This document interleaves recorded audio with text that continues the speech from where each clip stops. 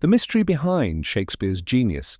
William Shakespeare, born in 1564 in Stratford-upon-Avon, is often hailed as the greatest writer in the English language. But what if the story behind his genius is far more complicated than we've been led to believe? Shakespeare's works have had an enduring impact on literature, but one thing has puzzled scholars for centuries. How did a man with so little formal education rise to become the architect of some of the most complex and profound works of all time? Shakespeare didn't attend a university, and there's little known about his life before he emerged in London in the late 1580s. In fact, there's a period of about 7 years, the so-called lost years, where no records exist of his activities. What was he doing during this time? Did he study, travel, or work in some hidden profession that could explain his extraordinary knowledge of law, politics, and human nature? Could Shakespeare's genius really be the result of an incredibly sharp?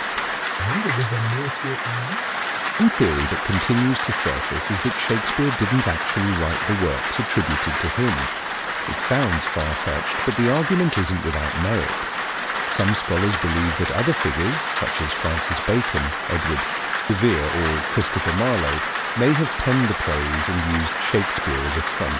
These theories, known as the Shakespeare authorship question, suggest that the true author was someone with higher social standing and better education. Why would someone else want to take credit for Shakespeare's works? For one, being an anonymous playwright was risky. But what if the true author of these plays had something to gain by keeping their identity hidden? Perhaps they were trying to avoid political or religious repercussions, or they wanted to ensure their ideas were taken seriously without personal risk. Let's look at the facts. Shakespeare's plays contain deep knowledge of various subjects: law, medicine, politics, foreign lands. How could a man from a small town with limited formal education possess such insight?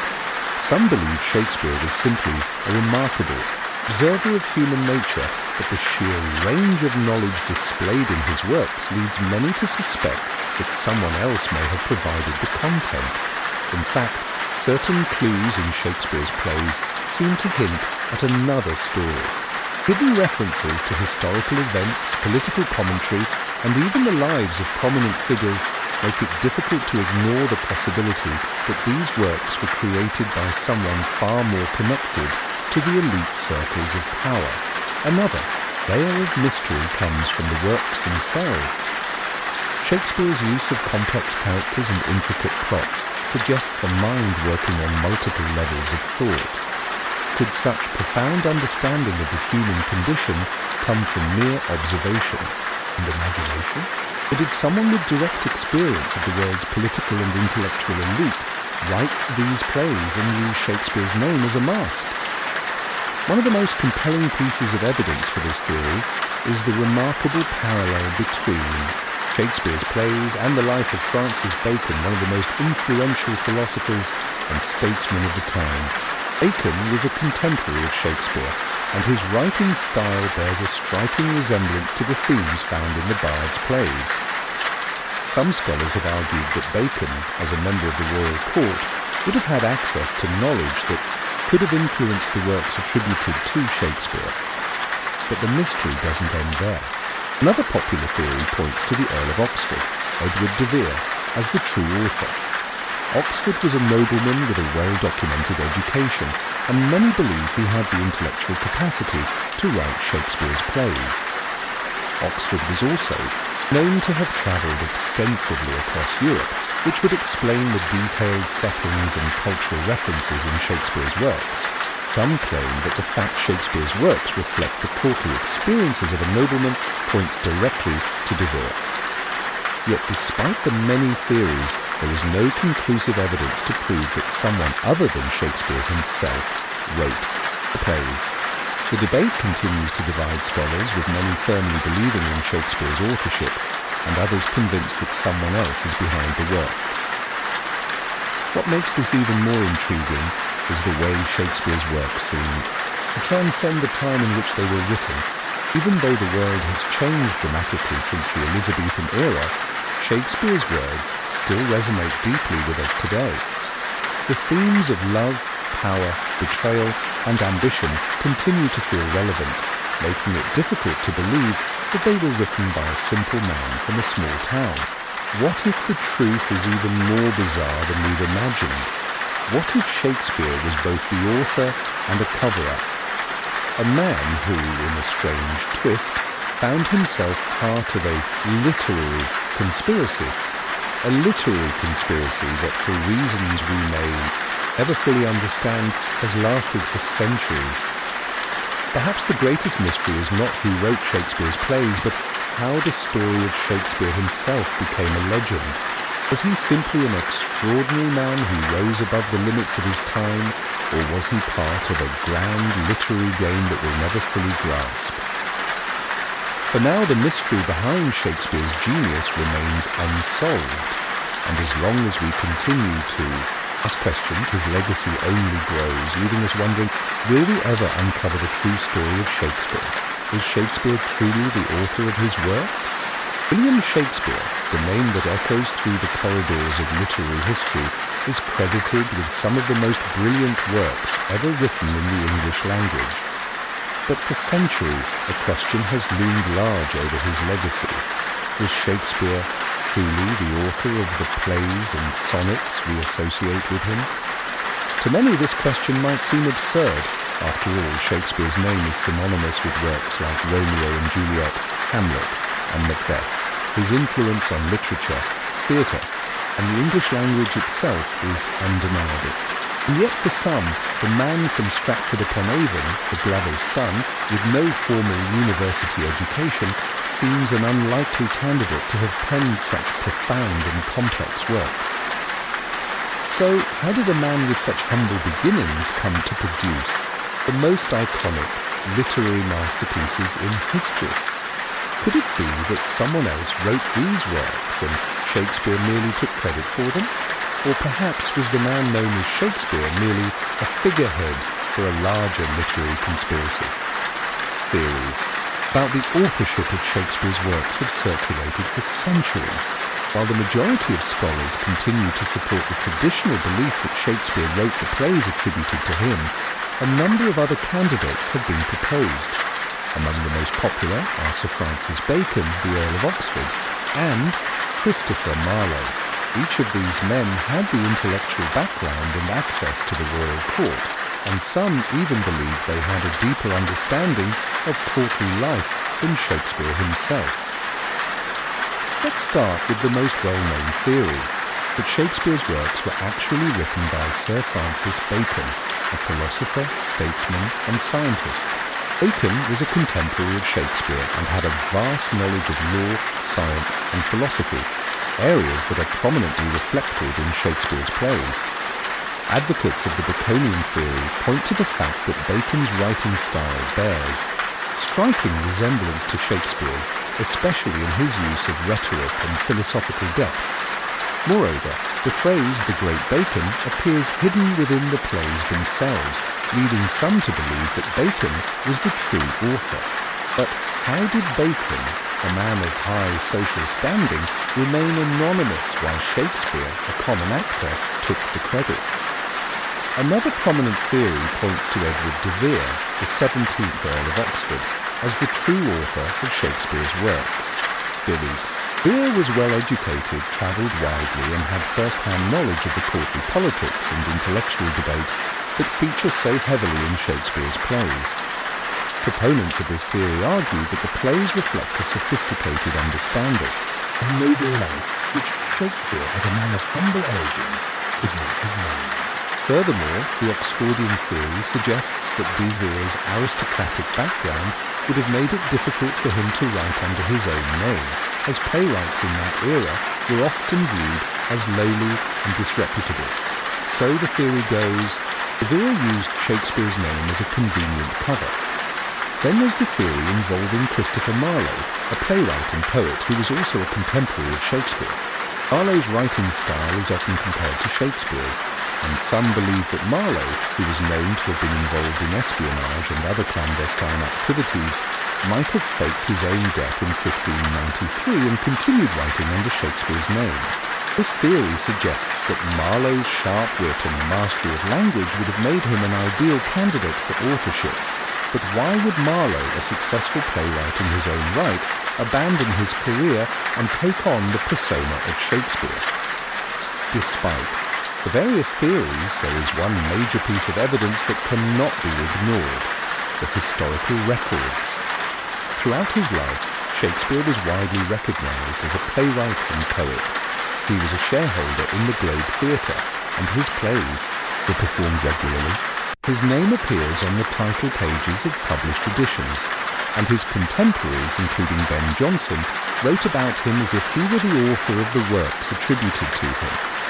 In fact, Jonson's tribute to Shakespeare in the first folio of 1623, published 7 years after Shakespeare's death, describes him as not of an age but for all time. This suggests that, at least during his lifetime, Shakespeare was regarded as the true author. So if Shakespeare wasn't the author, how did he manage to gain such widespread recognition as the writer of his plays? Could it be that the real author was hiding in plain sight using Shakespeare's name as a pseudonym? Or is it possible that Shakespeare, though not an aristocrat, was simply a genius with an incredible understanding of the human condition, able to write with the depth and sophistication that we see in his work? Ultimately, the mystery remains unresolved. While evidence points to Shakespeare's authorship, there is still no definitive proof. The theories about other potential authors continue to intrigue and mystify, adding a layer of complexity to Shakespeare's legacy. Perhaps the greatest mystery is not whether Shakespeare wrote his works, but why the question of authorship persists. Could it be that we simply cannot accept that a man from humble beginnings could produce such profound and timeless works? Or is there a deeper conspiracy at play, one that hides the true author behind layers of history, waiting for someone to uncover the truth? Shakespeare's impact on the English language. When you think of Shakespeare, you probably think of grand plays, tragic heroes, and timeless poetry. But what if I told you that the true legacy of Shakespeare lies in something even more profound than his dramatic works? What if Shakespeare, the man, had an even greater impact on the world, not just as a playwright, but as a linguist? Yes, that's right. William Shakespeare, the supposed bard of Avon, may have transformed the English language in ways that we are still unraveling today. So, how did a playwright from the 16th century leave such a lasting mark on the way we speak? Write and express ourselves? Here's the real question. Is Shakespeare's mastery of language pure genius, or was he manipulating the English tongue in a way that was far ahead of his time? We know Shakespeare's works are filled with brilliance, complex characters, compelling plots, and unforgettable lines.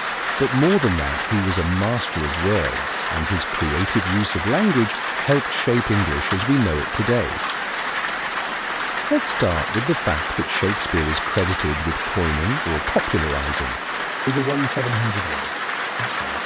Words we use daily, whether we realize it or not. words like eyeball, bedroom, lonely, fashionable, and swagger. All of these can be traced back to the genius of Shakespeare. But how did he do it? Did he simply invent new words out of thin air? Or did he possess an innate ability to twist, bend, and shape existing words in ways no one had ever considered? Some of Shakespeare's word creations are obvious. Take swagger, for example. Today, we use this word to describe someone walking with confidence or style.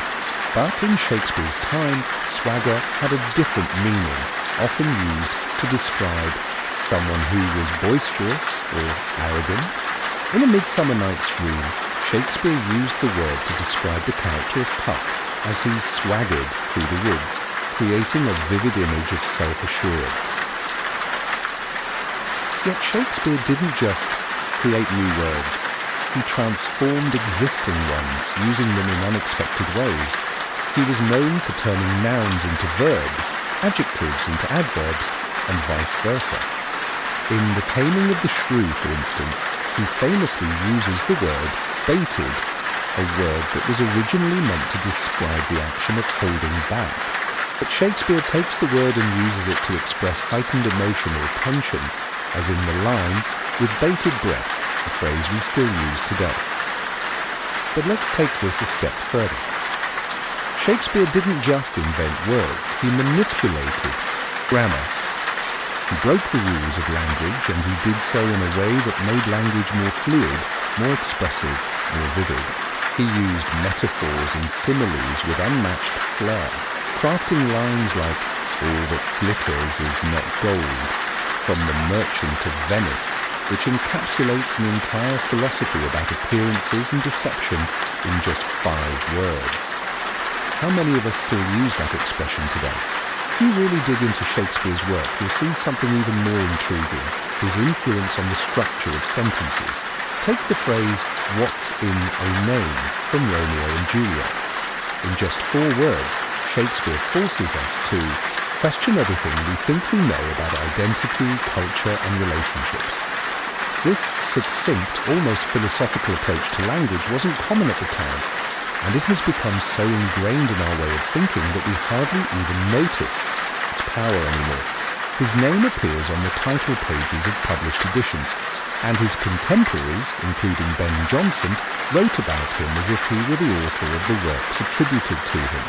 In fact, Jonson's tribute to Shakespeare in the first folio of 1623, published 7 years after Shakespeare's death, describes him as not of an age, but for all time. This suggests that at least during his lifetime, Shakespeare was regarded as the true author. So if Shakespeare wasn't the author, how did he manage to gain such widespread recognition as the writer of his plays? Could it be that the real author was hiding in plain sight using Shakespeare's name as a pseudonym? Or is it possible that Shakespeare, though not an aristocrat, was simply a genius with an incredible understanding of the human condition, able to write with the depth And sophistication that we see in his works? Ultimately, the mystery remains unresolved. While evidence points to Shakespeare's authorship, there is still no definitive proof. The theories about other potential authors continue to intrigue and mystify, adding a layer of complexity to Shakespeare's legacy. Perhaps the greatest mystery is not whether Shakespeare wrote his works, but why the question of authorship persists. Could it be that we simply cannot accept that a man from humble beginnings could produce such profound and timeless works? Or is there a deeper conspiracy at play, one that hides the true author behind layers of history, waiting for someone to uncover the truth? Shakespeare's impact on the English language. When you think of Shakespeare, you probably think of grand plays, tragic heroes, and timeless poetry. But what if I told you that the true legacy of Shakespeare lies in something even more profound than his dramatic works? What if Shakespeare, the man, had an even greater impact on the world, not just as a playwright, but as a linguist?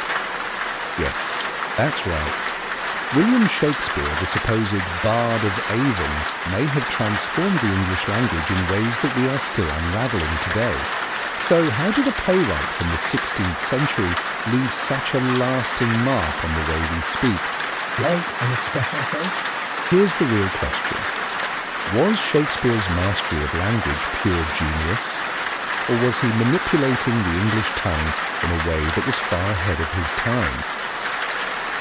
We know Shakespeare's works are filled with brilliance, complex characters, compelling plots, and unforgettable lines. But more than that, he was a master of words, and his creative use of language helped shape English as we know it today.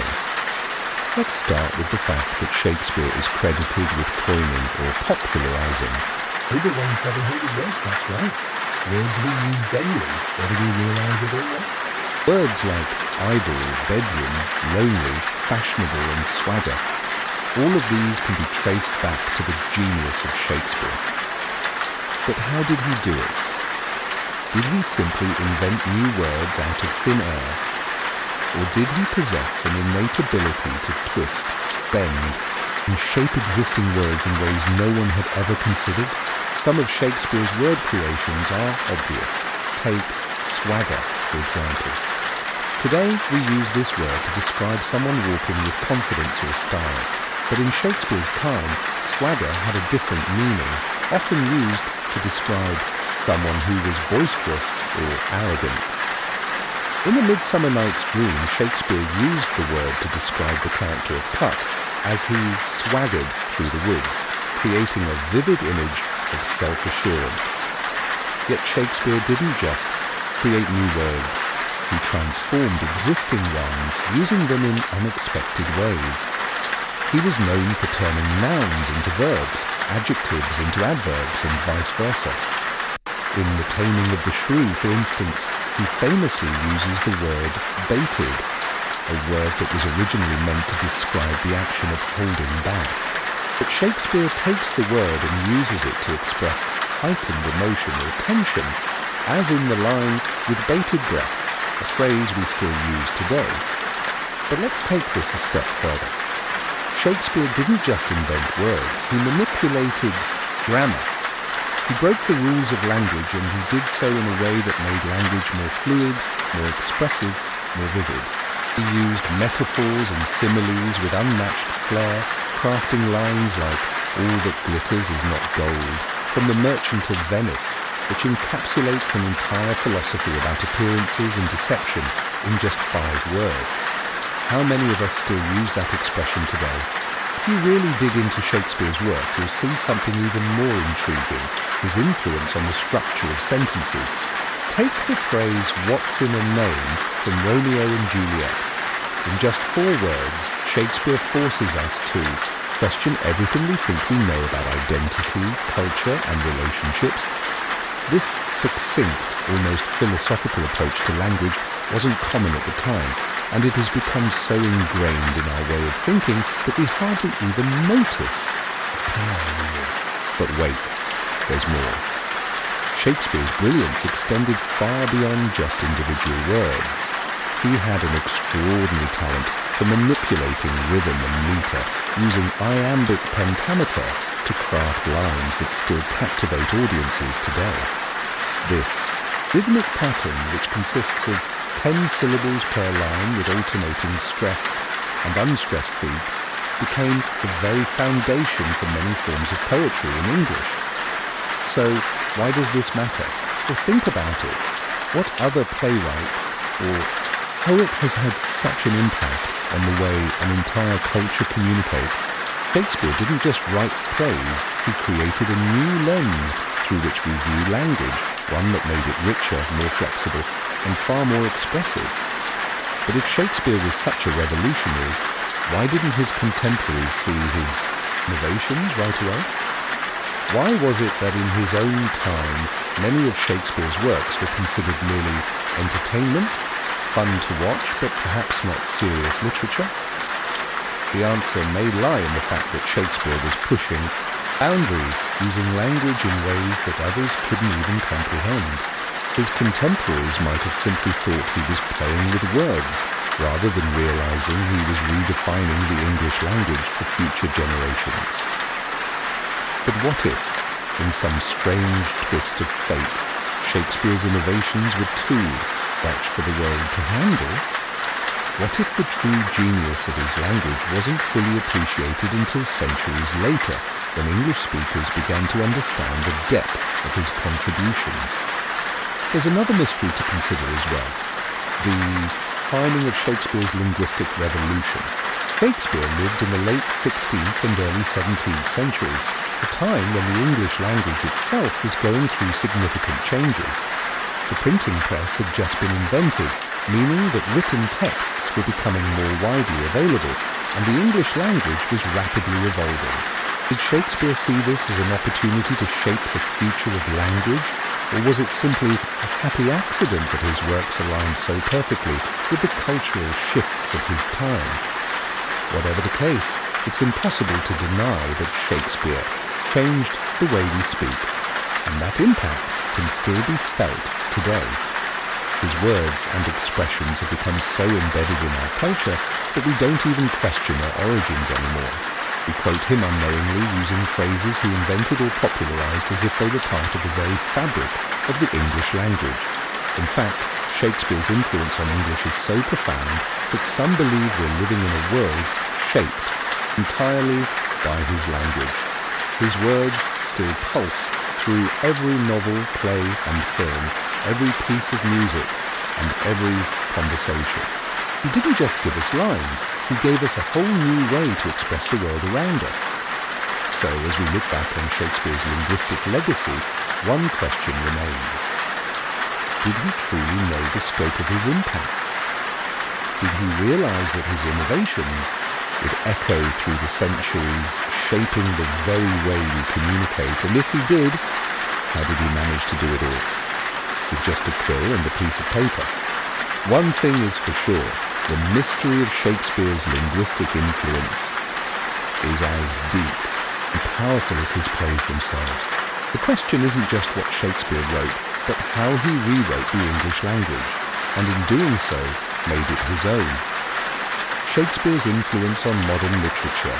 What if I told you that nearly every novel, poem and play you've ever read was, in some way, shaped by the mind of one man? A man who lived over 400 years ago, whose works were written in a time so different from ours that it almost seems impossible for them to have any relevance today. And yet Shakespeare's influence on modern literature is so pervasive that his words continue to echo in the pages of contemporary novels and the dialogues of modern playwrights. How did a playwright from the Elizabethan era manage to leave such an indelible mark on literature even centuries after his death? Could Shakespeare have known that his works would not only survive but thrive in an ever-evolving world? The influence of Shakespeare on modern literature is nothing short of mysterious. His themes, his characters, and his unparalleled ability to capture the human experience continue to resonate deeply with readers and writers alike. But what exactly about Shakespeare's writing makes it so timeless? Why do his works remain as relevant now as they were when they were first performed? It begins with the universality of his themes. Shakespeare understood something profound about the human condition. He knew that love, ambition, power, betrayal, and grief were emotions that transcended time and place. In Macbeth, Shakespeare explores the destructive nature of ambition, a theme that continues to be reflected in the stories of modern power-hungry characters. In Romeo and Juliet, the tragic consequences of young love and family feuds are still being explored in countless works of literature, from novels to films. But Shakespeare didn't just write about timeless themes, he also created complex characters who feel as real and relatable today as they did in the 16th century. Think about Hamlet, a prince torn between action and inaction, haunted by questions of morality, life and death. Hamlet's inner turmoil, his doubts and his contemplations about existence have been endlessly dissected and revisited by modern writers. You see echoes of Hamlet in countless modern literary figures who wrestle with similar questions of identity and purpose. In fact, the very structure of modern storytelling owes a great deal to Shakespeare.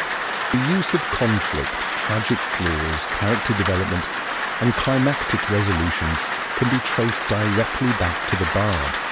Shakespeare perfected the art of storytelling, creating plots that were intricate yet understandable, emotionally powerful yet relatable.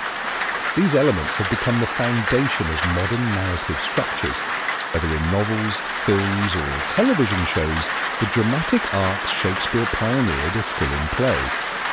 Yet perhaps the most compelling aspect of Shakespeare's influence on modern literature is the language itself. We've already discussed how Shakespeare's contributions to the English language shaped the way we speak today, but what about how his use of language shaped literary expression? Shakespeare's command of language was nothing short of revolutionary. He introduced new words and phrases, turned existing words into something entirely new, and gave us a way to think about language as a tool for deeper exploration. Take, for example, Shakespeare's use of soliloquies. These powerful monologues allow us to peer into a character's soul, revealing their deepest thoughts and emotions. This technique has been adopted and adapted by countless writers since. The soliloquy in Hamlet, where the prince contemplates the meaning of life and death, to be or not to be, has become the gold standard for exploring existential questions.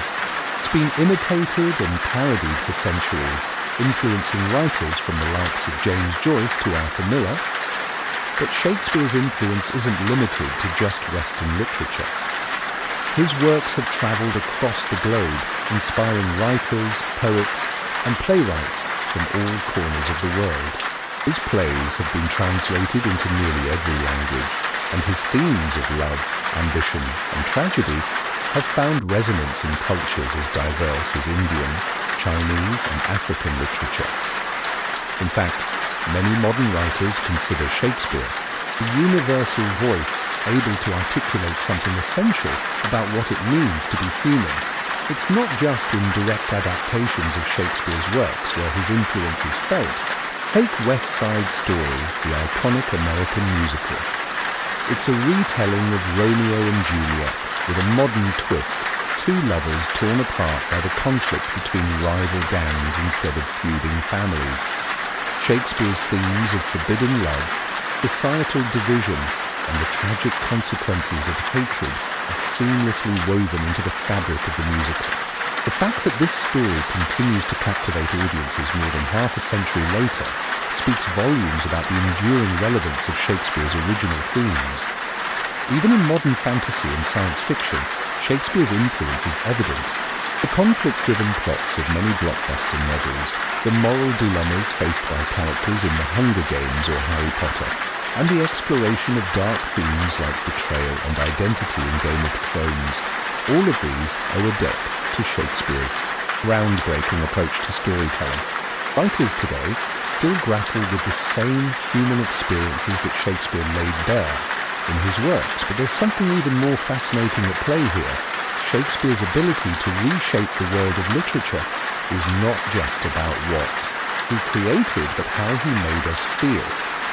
His writing taps into deep, raw emotions, the anger of Othello, the heartbreak of Juliet, the grief of Hamlet, that transcend time, place, and context. Shakespeare created a new literary world where characters were no longer just figures on a page. They were real, multifaceted, and deeply human. This emotional depth laid the groundwork for modern literary movements like Romanticism and Realism, which sought to explore the complexity of the human experience in all its forms. So, what if Shakespeare wasn't just a man who wrote plays? What if he was a literary alchemist, transforming the raw materials of the human condition into something far greater than we could ever have imagined? What if he was a prophet, able to see the potential for stories that would resonate across the ages? As modern writers continue to push boundaries, Shakespeare's shadow looms large, reminding us that no matter how much literature evolves, his influence will always be felt. Shakespeare's legacy, like his works, is immortal, a force that transcends the page and continues to shape the very way we tell stories. The mystery of Shakespeare's lost plays. Imagine walking through the dusty halls of a forgotten library, each book a lost treasure from centuries ago. Among these shadows lies a mystery so tantalizing that scholars and historians have been chasing it for centuries. The question lingers: what happened to Shakespeare's lost plays? Yes, that's right. Though we know of Shakespeare's iconic works like Hamlet, Macbeth, and A Midsummer Night's Dream, there is evidence to suggest that many of his plays have vanished without a trace, swallowed up by the sands of time. But what happened to these lost works? Were they destroyed, or did they simply fade away into obscurity? For centuries, we've only had a small fraction of Shakespeare's works to study, with many of his plays now relegated to the annals of history. So, what are we missing? Could there be some hidden plays, brilliant works of art, that were once performed on the grand stage, only to disappear into thin air? Could these forgotten pieces have reshaped our understanding of Shakespeare's genius? there are clues, tantalizing whispers, that hint at the existence of these lost plays. Some were mentioned by contemporaries, while others were alluded to in documents or private letters. But as of today, no full manuscript has been discovered. Why? Let's consider one of the most famous lost plays, Cardenio. It was mentioned by the playwright John Ford in a letter in 1627 and later referenced by other writers. The play, based on an episode from Cervantes' Don Quixote, was supposedly written by Shakespeare and fellow playwright John Fletcher. It was performed at court in 1613 but was never printed, leaving us with no surviving copies. So, what happened to it? Was it simply lost to time, or was it deliberately erased from the records? But Cardenio isn't the only play that might have slipped through the cracks. There are other works mentioned in records, including Love's Labours. One, a play that was referenced by Shakespeare's contemporaries but seems to have disappeared without a trace. Some believe it may have been an alternate version of Love's Labours Lost, but we'll never know for sure. How could something so important, so tied to Shakespeare's legacy, just vanish from history? And it's not just full plays that are lost. Even smaller fragments, bits of dialogue and half-finished drafts have disappeared. In fact, a mysterious reference from 1599 mentions a play by Shakespeare titled The History of King Lear, which is believed to have existed before the book Version we know today. This early version has never been found. Could there be a version of Lear out there that's even darker, more tragic, or more profound than the one we cherish now? So what could explain this absence? Some scholars argue that Shakespeare's plays were never meant to be preserved in the way we think of literature today. In his time, plays were written for performance, not for posterity. The manuscripts were often considered temporary documents, created to be performed and then discarded or lost. Once the play had been performed, it may have simply been set aside and forgotten. After all, there were no printing presses to mass-produce copies, and no great archival systems to preserve the works. Shakespeare, too, may have viewed his plays as fleeting pieces of entertainment, not realizing that centuries later, people would be scrambling to unearth his every word. There's another theory that suggests Shakespeare's lost plays were deliberately suppressed. Could it be that some of his works were deemed too controversial for the time? Perhaps they challenged the status quo or critiqued the ruling class in ways that made those in power uncomfortable. In a world where plays could be censored or even banned, it's possible that Shakespeare's more radical works were quietly swept under the rug to avoid stirring trouble. However, if we consider the mysterious disappearances of these works, there's a part of us that wonders, could Shakespeare himself have had a hand in their disappearance? Could he have purposely kept certain works hidden, perhaps deeming them too personal, too scandalous, or too unpolished to share with the world? The idea of a hidden Shakespeare has sparked many theories, including the possibility that some of his most profound works were not published for reasons known only to him. Could there also be another more tantalizing possibility? What if some of these plays exist, hidden away, waiting to be discovered? Imagine a dusty archive or an ancient manuscript somewhere with the missing works of Shakespeare, works that could completely redefine our understanding of his genius.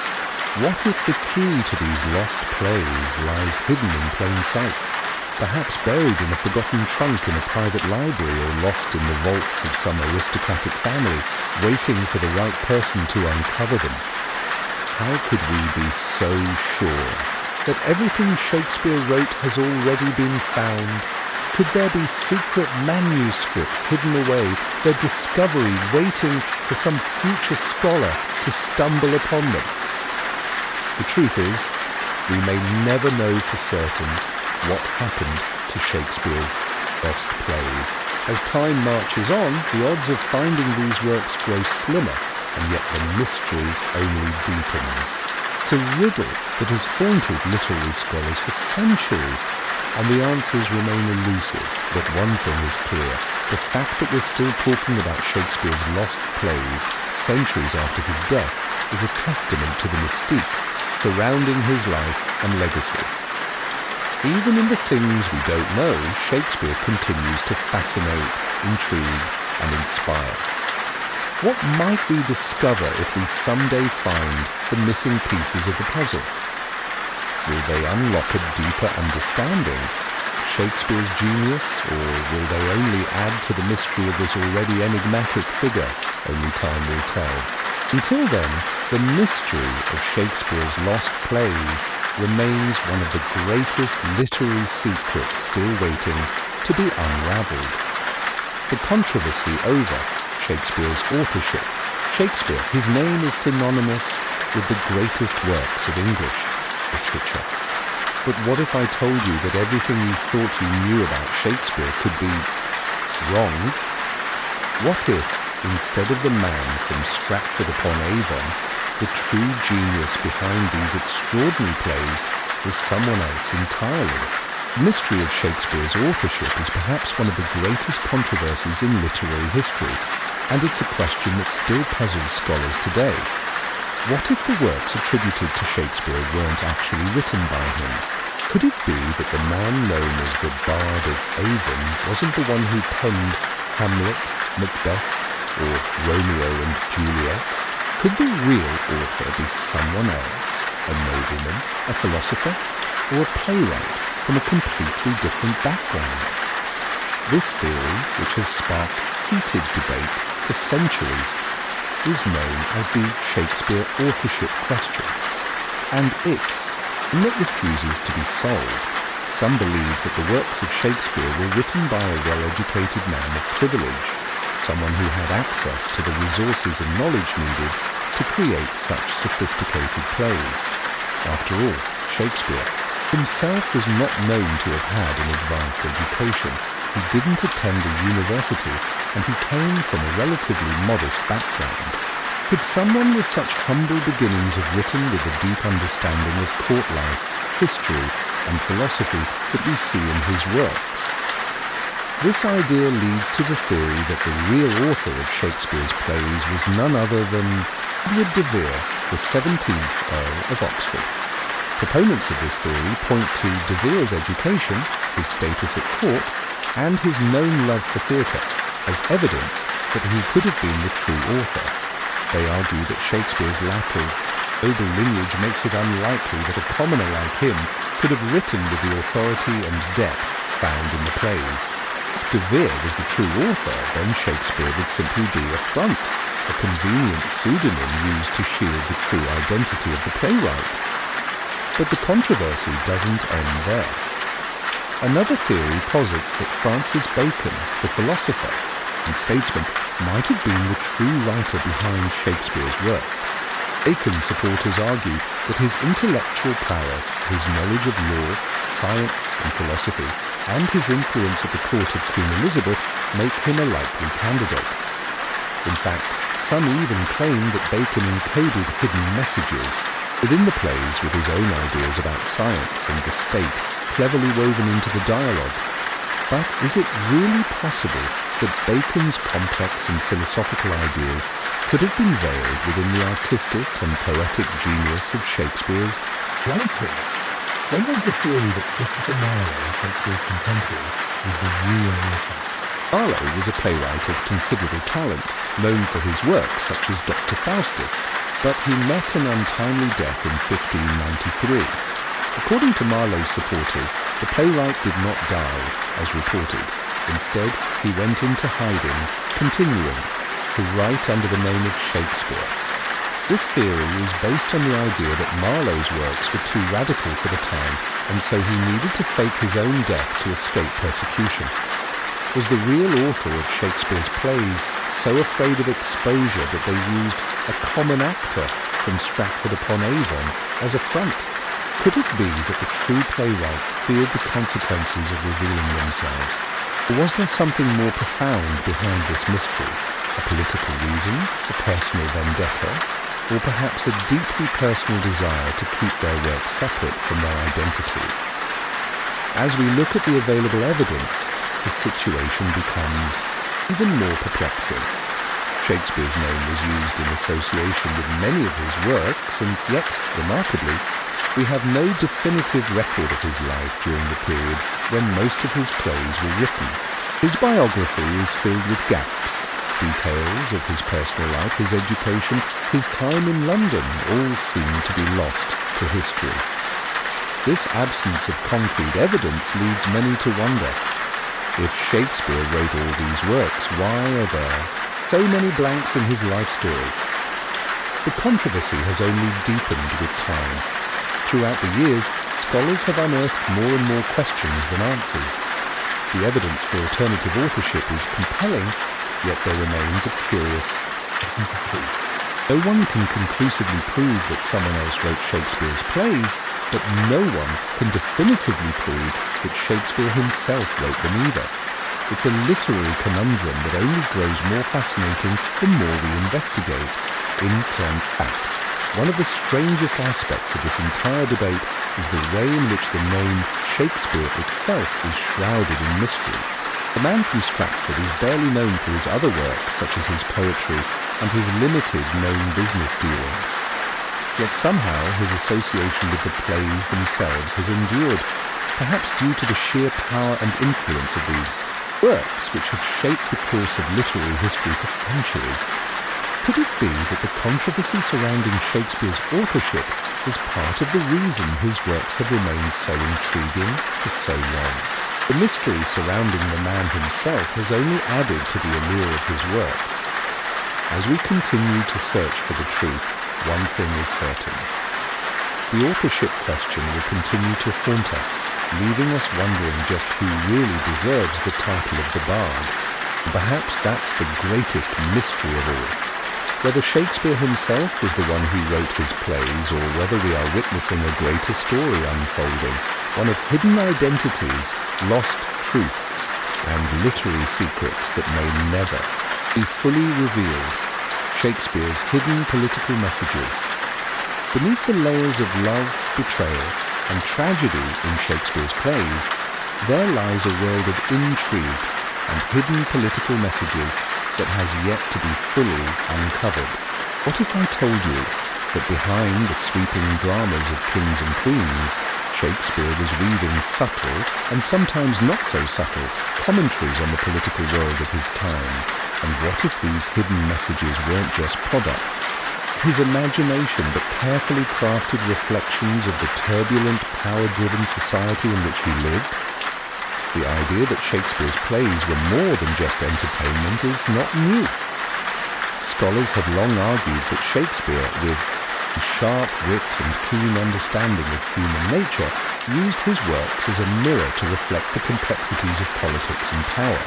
In an age where monarchy and court intrigue were the order of the day, it was no surprise that Shakespeare would choose to subtly comment on the political landscape in his plays.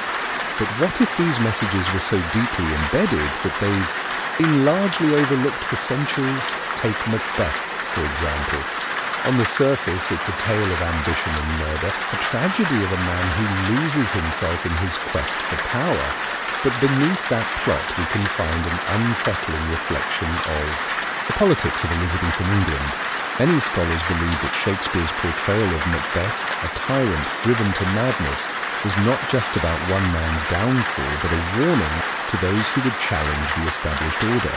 Was Shakespeare speaking to the dangerous consequences, the usurping power, drawing a thinly veiled parallel to the political unrest of his own time, when England had survived multiple attempts at overthrowing its monarchs? But the political themes aren't limited to just Macbeth. Consider Julius Caesar, a play that at first glance appears to be an exploration of loyalty and betrayal in ancient Rome. However, many believe that Shakespeare was actually commenting on the politics of his own era, particularly the tensions between monarchy and republic. By highlighting Caesar's rise to power and eventual assassination, Shakespeare could have been commenting on the growing fear that England itself might one day be torn apart by the conflict between royal power and the desire for political change.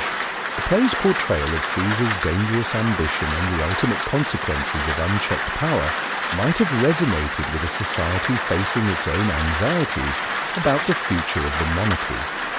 But what if Shakespeare was more than just commenting on politics?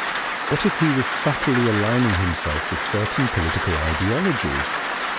Many scholars suggest that through his portrayal of historical and mythical figures, Shakespeare may have been positioning himself as a supporter of the status quo, using his works to strengthen the legitimacy of the monarchy while simultaneously criticizing those who threatened it.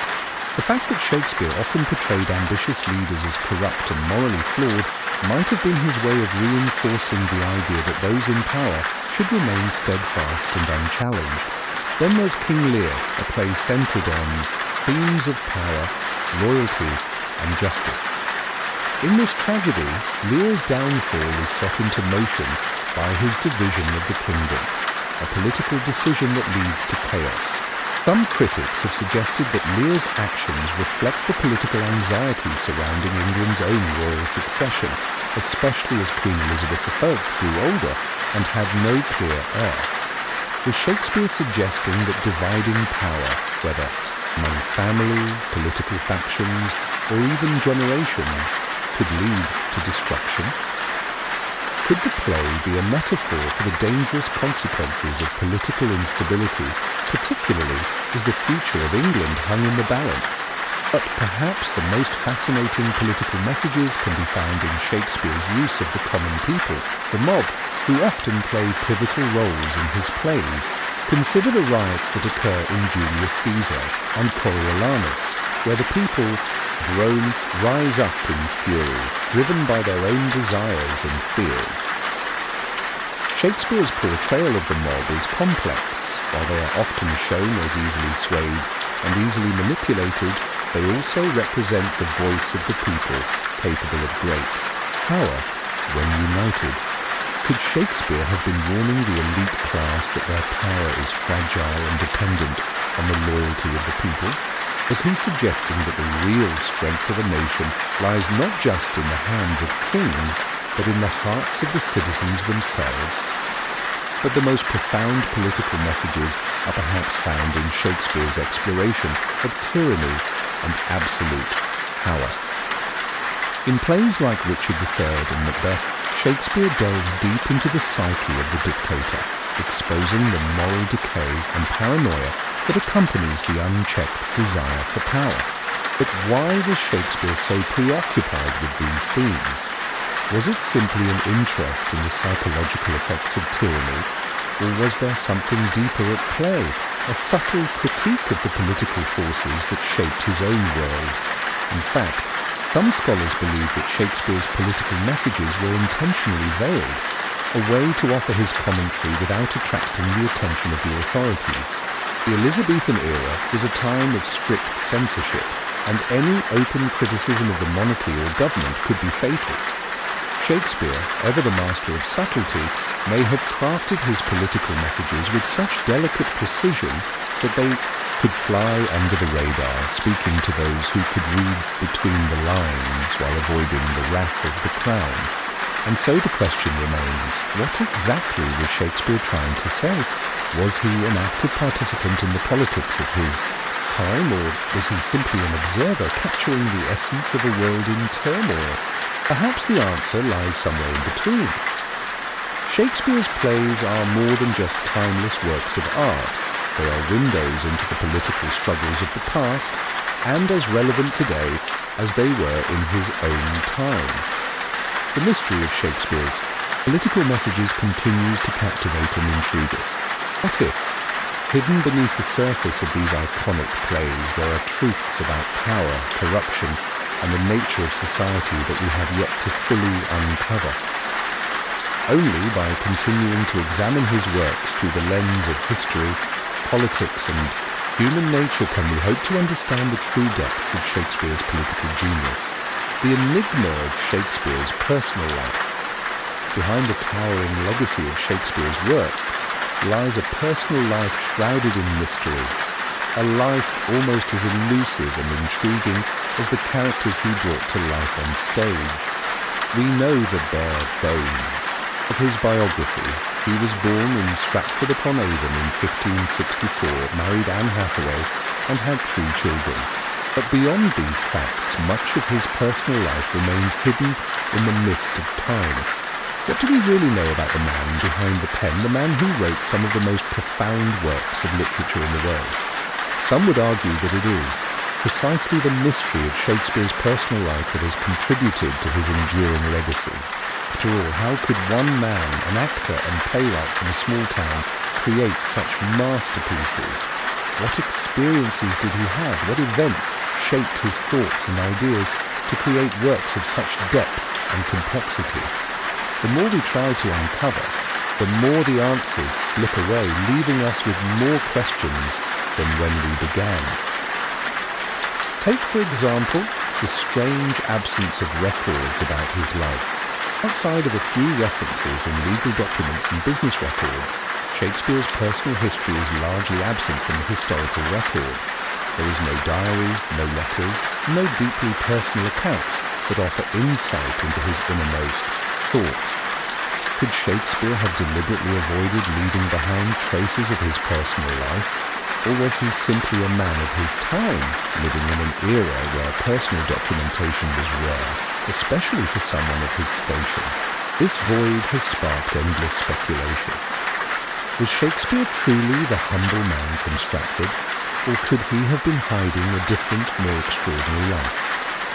Some theories suggest that his early years were spent travelling abroad, perhaps in Italy, where the rich cultural tapestry of the Renaissance may have had a profound influence on his writing. Was Shakespeare influenced by the grand cities and dramatic politics of Europe, and did this shape the vivid settings of plays like The Merchant of Venice and Romeo and Juliet? Or was it the case that the mysterious gaps in his life were the result of a much darker reason? Could Shakespeare have been involved in a hidden political or social movement, one that demanded secrecy and silence? Moreover, the mystery of his family life adds another layer to this enigma. His marriage to Anne Hathaway, a woman 8 years his senior, is often noted as peculiar by modern standards.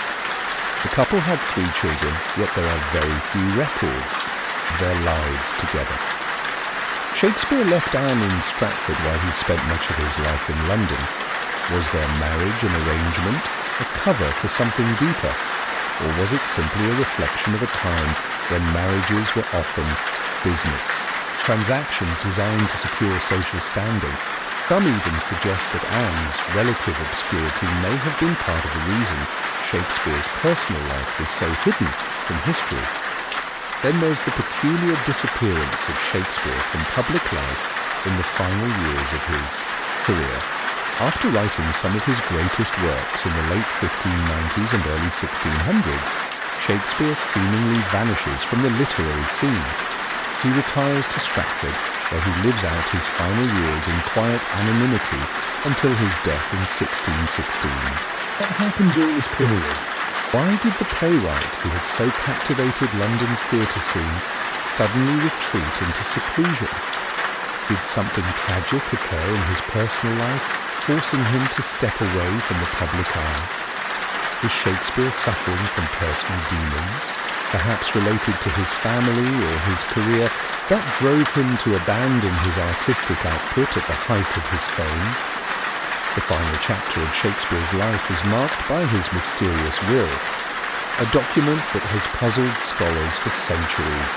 While Shakespeare's will is straightforward in some respects, there are certain oddities within it that have raised eyebrows.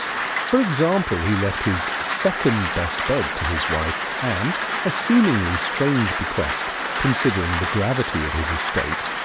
Why not leave her something more substantial?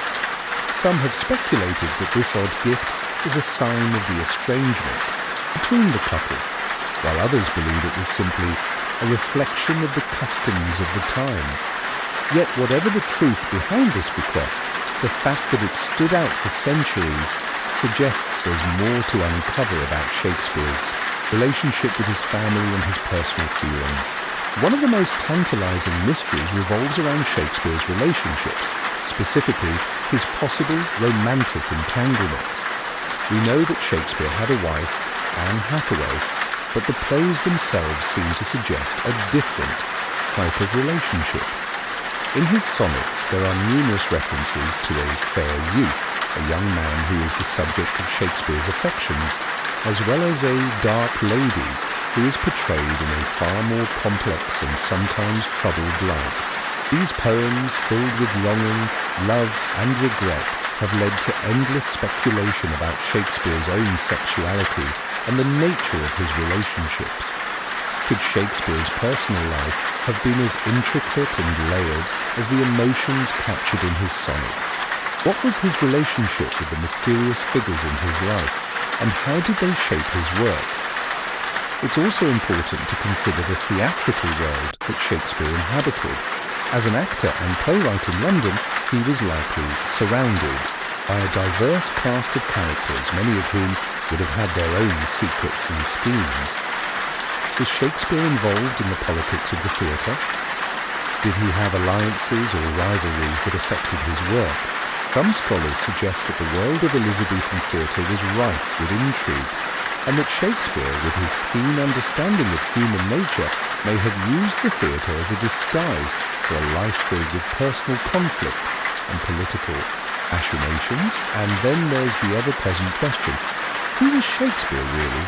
Was he the man from Stratford who achieved fame, or was he an alias for another writer, one who used Shakespeare as a cover for their true identity?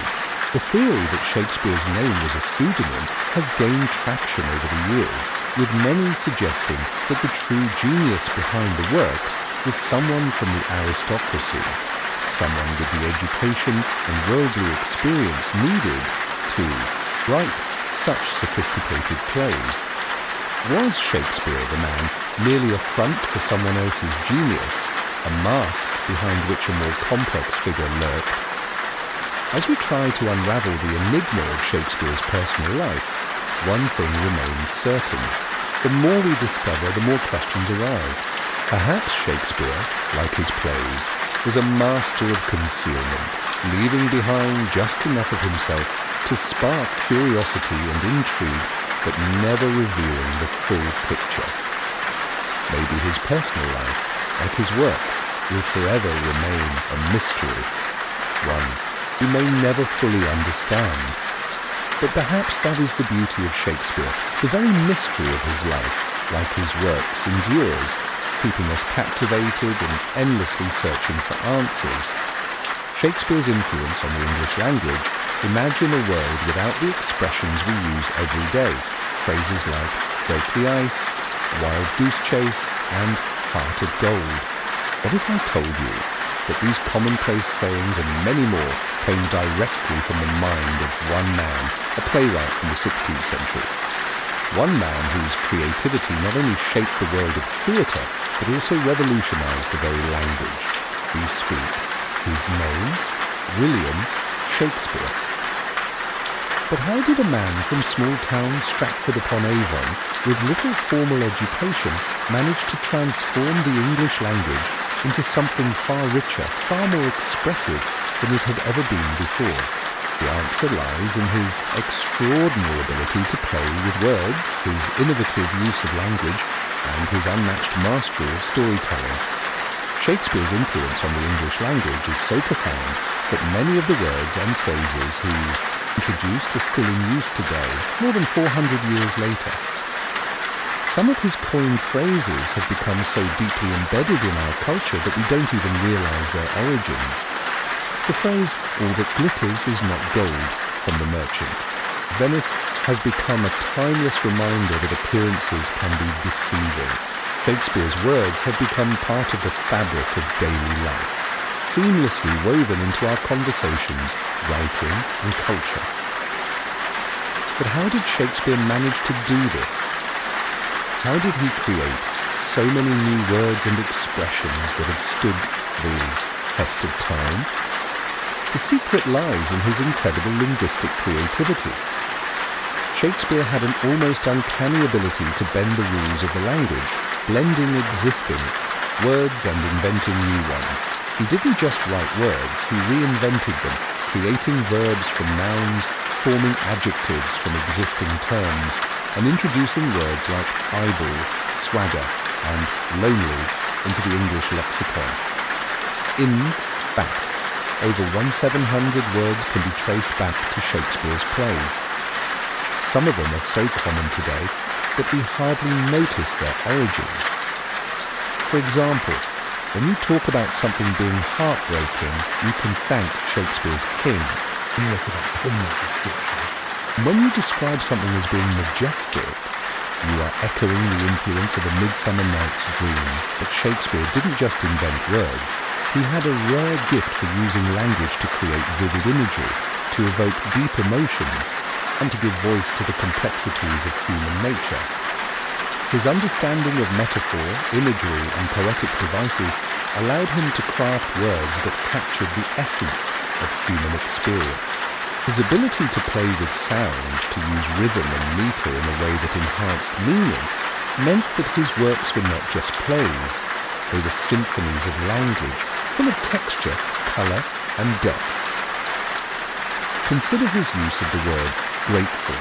In The Tempest, a term we now take for granted, but one that was unheard of in its modern sense until Shakespeare used it in his works.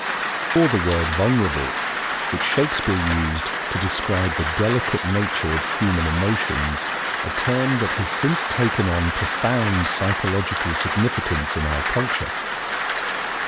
But perhaps the most fascinating aspect of Shakespeare's influence on the English language is his unparalleled ability to capture the nuances of human emotion. His characters, from the anguished Hamlet to the passionate Juliet, speak in ways that reflect the depth and complexity of the human soul. It was Shakespeare's linguistic ingenuity that allowed him to give voice to love, jealousy, ambition, despair, and countless other emotions in ways that still resonate with us today. His use of soliloquies, for example, enabled characters to express their innermost thoughts directly to the audience, revealing the complexity of the human condition in ways that were previously unseen in drama.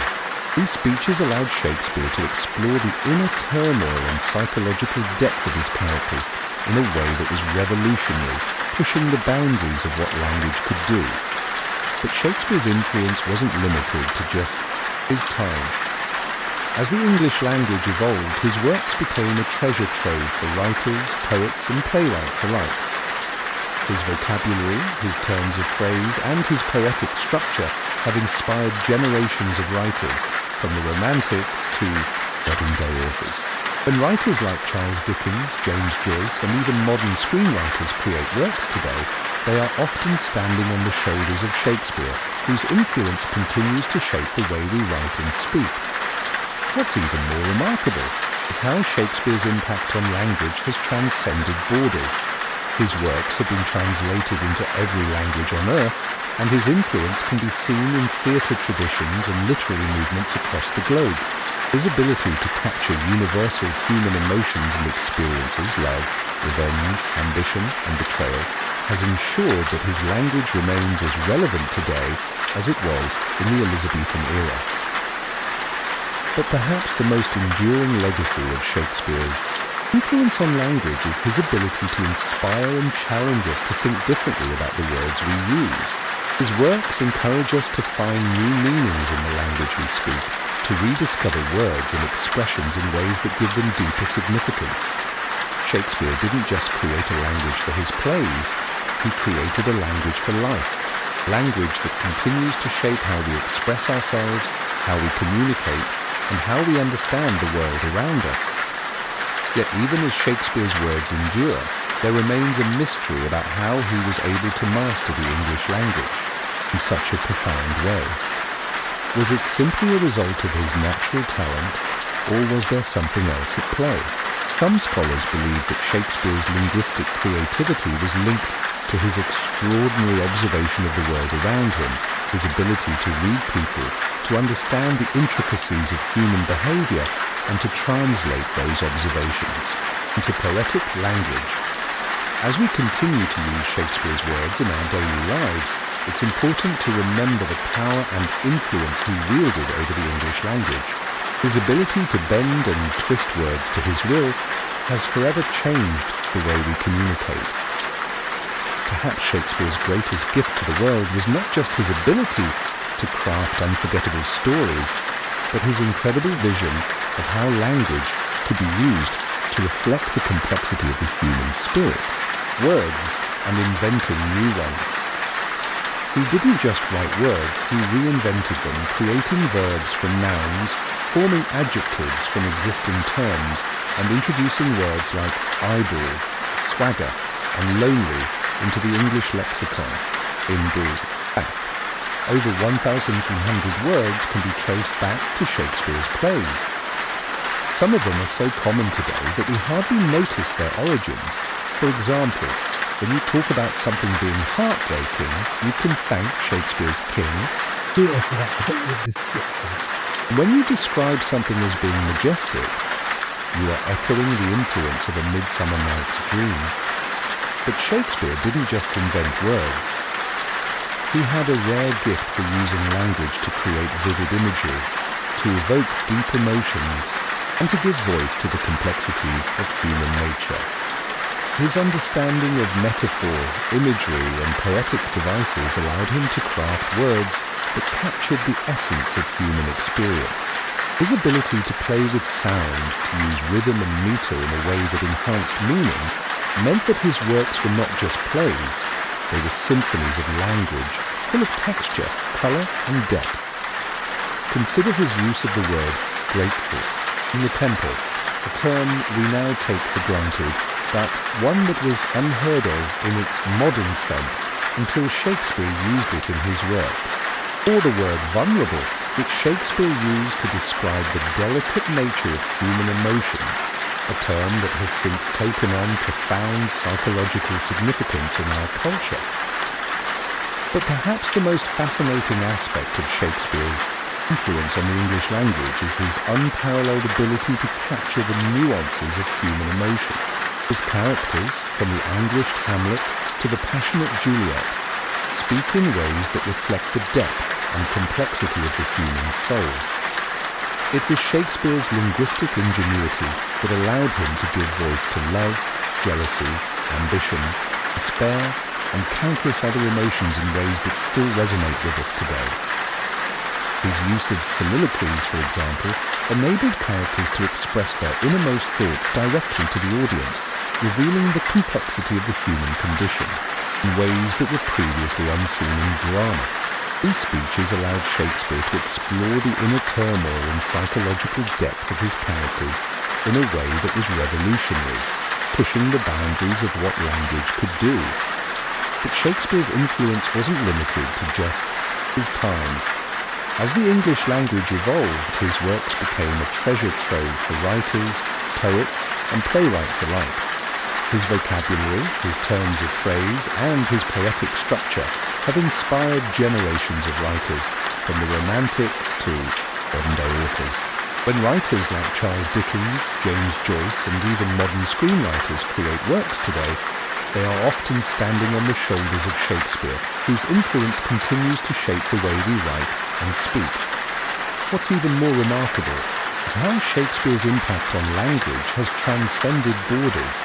His works have been translated into every language on earth, and his influence can be seen in theatre traditions and literary movements across the globe. His ability to capture universal human emotions and experiences, love, revenge, ambition, and betrayal, has ensured that his language remains as relevant today as it was in the Elizabethan era. But perhaps the most enduring legacy of Shakespeare's influence on language is his ability to inspire and challenge us to think differently about the words we use. His works encourage us to find new meanings in the language we speak, to rediscover words and expressions in ways that give them deeper significance. Shakespeare didn't just create a language for his plays, he created a language for life. Language that continues to shape how we express ourselves, how we communicate, and how we understand the world around us. Yet even as Shakespeare's words endure, there remains a mystery about how he was able to master the English language in such a profound way. Was it simply a result of his natural talent, or was there something else at play? Some scholars believe that Shakespeare's linguistic creativity was linked to his extraordinary observation of the world around him, his ability to read people, to understand the intricacies of human behavior, and to translate those observations into poetic language. As we continue to use Shakespeare's words in our daily lives, it's important to remember the power and influence he wielded over the English language. His ability to bend and twist words to his will has forever changed the way we communicate. Perhaps Shakespeare's greatest gift to the world was not just his ability to craft unforgettable stories, but his incredible vision of how language could be used to reflect the complexity of the human spirit. And in that sense, Shakespeare's influence will never fade. His words will continue to live on, passed down from generation to generation, shaping our language and our culture in ways we may never fully understand. Shakespeare's women. Strong, complex, and groundbreaking when we think of the great female characters in literature. Names like Lady Macbeth, Juliet, and Ophelia often rise to the forefront of our minds. These are women who have become more than just characters in plays. They have become symbols of strength, sacrifice, and tragedy. But what is it about Shakespeare's portrayal of women that sets them apart? How did one playwright manage to craft such complex, groundbreaking female characters whose stories still captivate us today? To begin, it is important to understand that the world Shakespeare wrote for was dominated by men. Women in Elizabethan England had limited freedom, and their roles in society were largely confined to the domestic sphere. They were often seen as secondary to their male counterparts, their worth determined by their relationship to a man, whether as a daughter, wife, or mother. Yet in his plays, Shakespeare defied these conventions, creating women who were not mere plot devices or secondary characters, but central figures with their own motivations, desires, and agency. Take Lady Macbeth, one of Shakespeare's most iconic and controversial female characters. She is not the meek, submissive wife one might expect from the wife of a Scottish nobleman. Instead, she is a driven, ambitious woman who seeks to propel her husband to power, even if it means committing murder. Lady Macbeth is not just a supporting character in Macbeth. She is a force in her own right, pushing her husband to commit the unthinkable. Her role in the play challenges the traditional perceptions of women as passive and obedient, showing that women too can wield power and wield it destructively. But Lady Macbeth is not the only strong woman in Shakespeare's works. Consider Juliet, the passionate and headstrong heroine of Romeo and Juliet. While her love for Romeo is central to the play, it is Juliet's inner strength that truly defines her character. She is not a passive victim of fate, rather, she makes bold decisions that affect the course of her life, most notably the decision to take control of her own destiny by choosing to marry Romeo in secret, and ultimately to end her life when faced with the unbearable loss of her love. Juliet is a woman of agency, a woman who actively shapes her own fate, even in the face of overwhelming obstacles.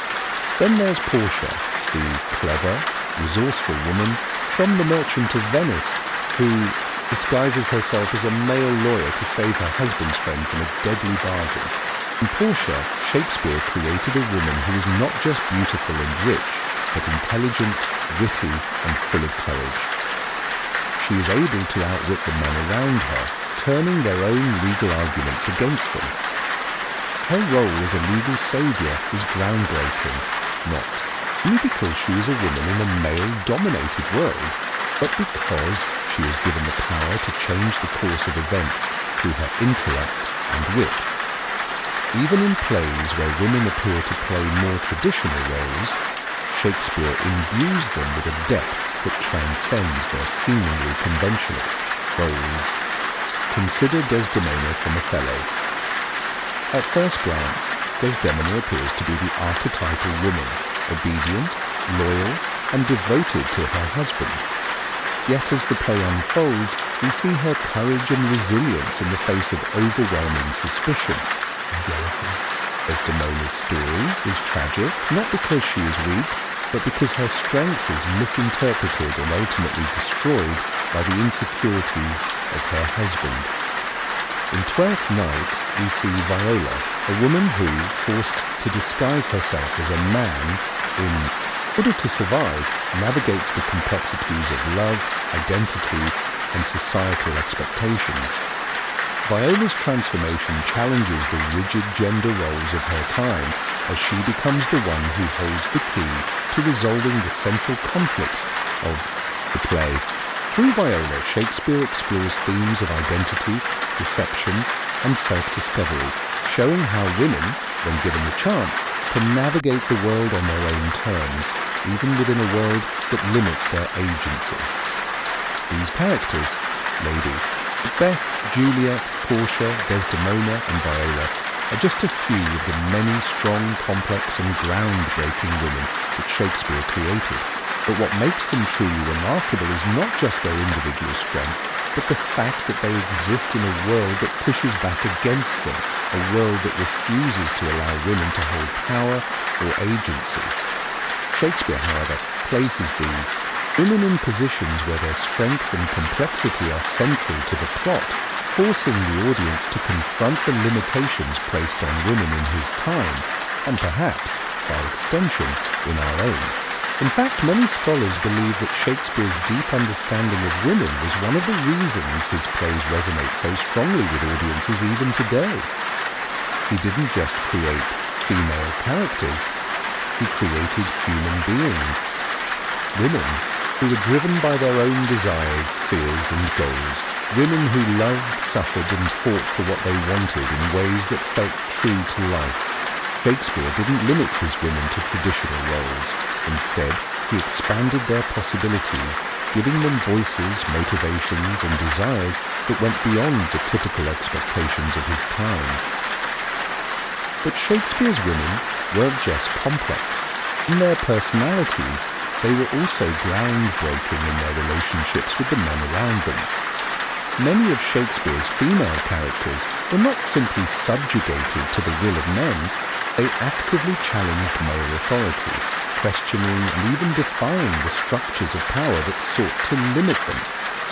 Lady Macbeth urges her husband to commit murder to gain the throne. Juliet defies her parents' wishes to choose her own love. Portia controls the legal fate of her husband's friend, and Viola shifts the balance of power through her disguise. These women, in their subversive actions, challenge not only the male characters around them, but also the very fabric of society's expectations of women. This subversion of traditional gender roles is one of the most remarkable aspects of Shakespeare's writing. He didn't just create a world in which women were passive bystanders, he created a world in which women were active, powerful forces, able to influence the course of events, shape their own destinies, and confront the limits placed on them by society. And in doing so, he left us with a legacy of strong, complex female characters who continue to inspire and captivate audiences today. So the next time you watch a Shakespeare play or read one of his works, take a moment to appreciate the incredible women he created. They are not just characters. They are trailblazers, each in her own way challenging the boundaries of her world, and proving that when it comes to strength, complexity, and agency, Shakespeare's women were, and still are, unforgettable. Shakespeare's dark and tragic. Characters, have you ever wondered what lies at the core of tragedy?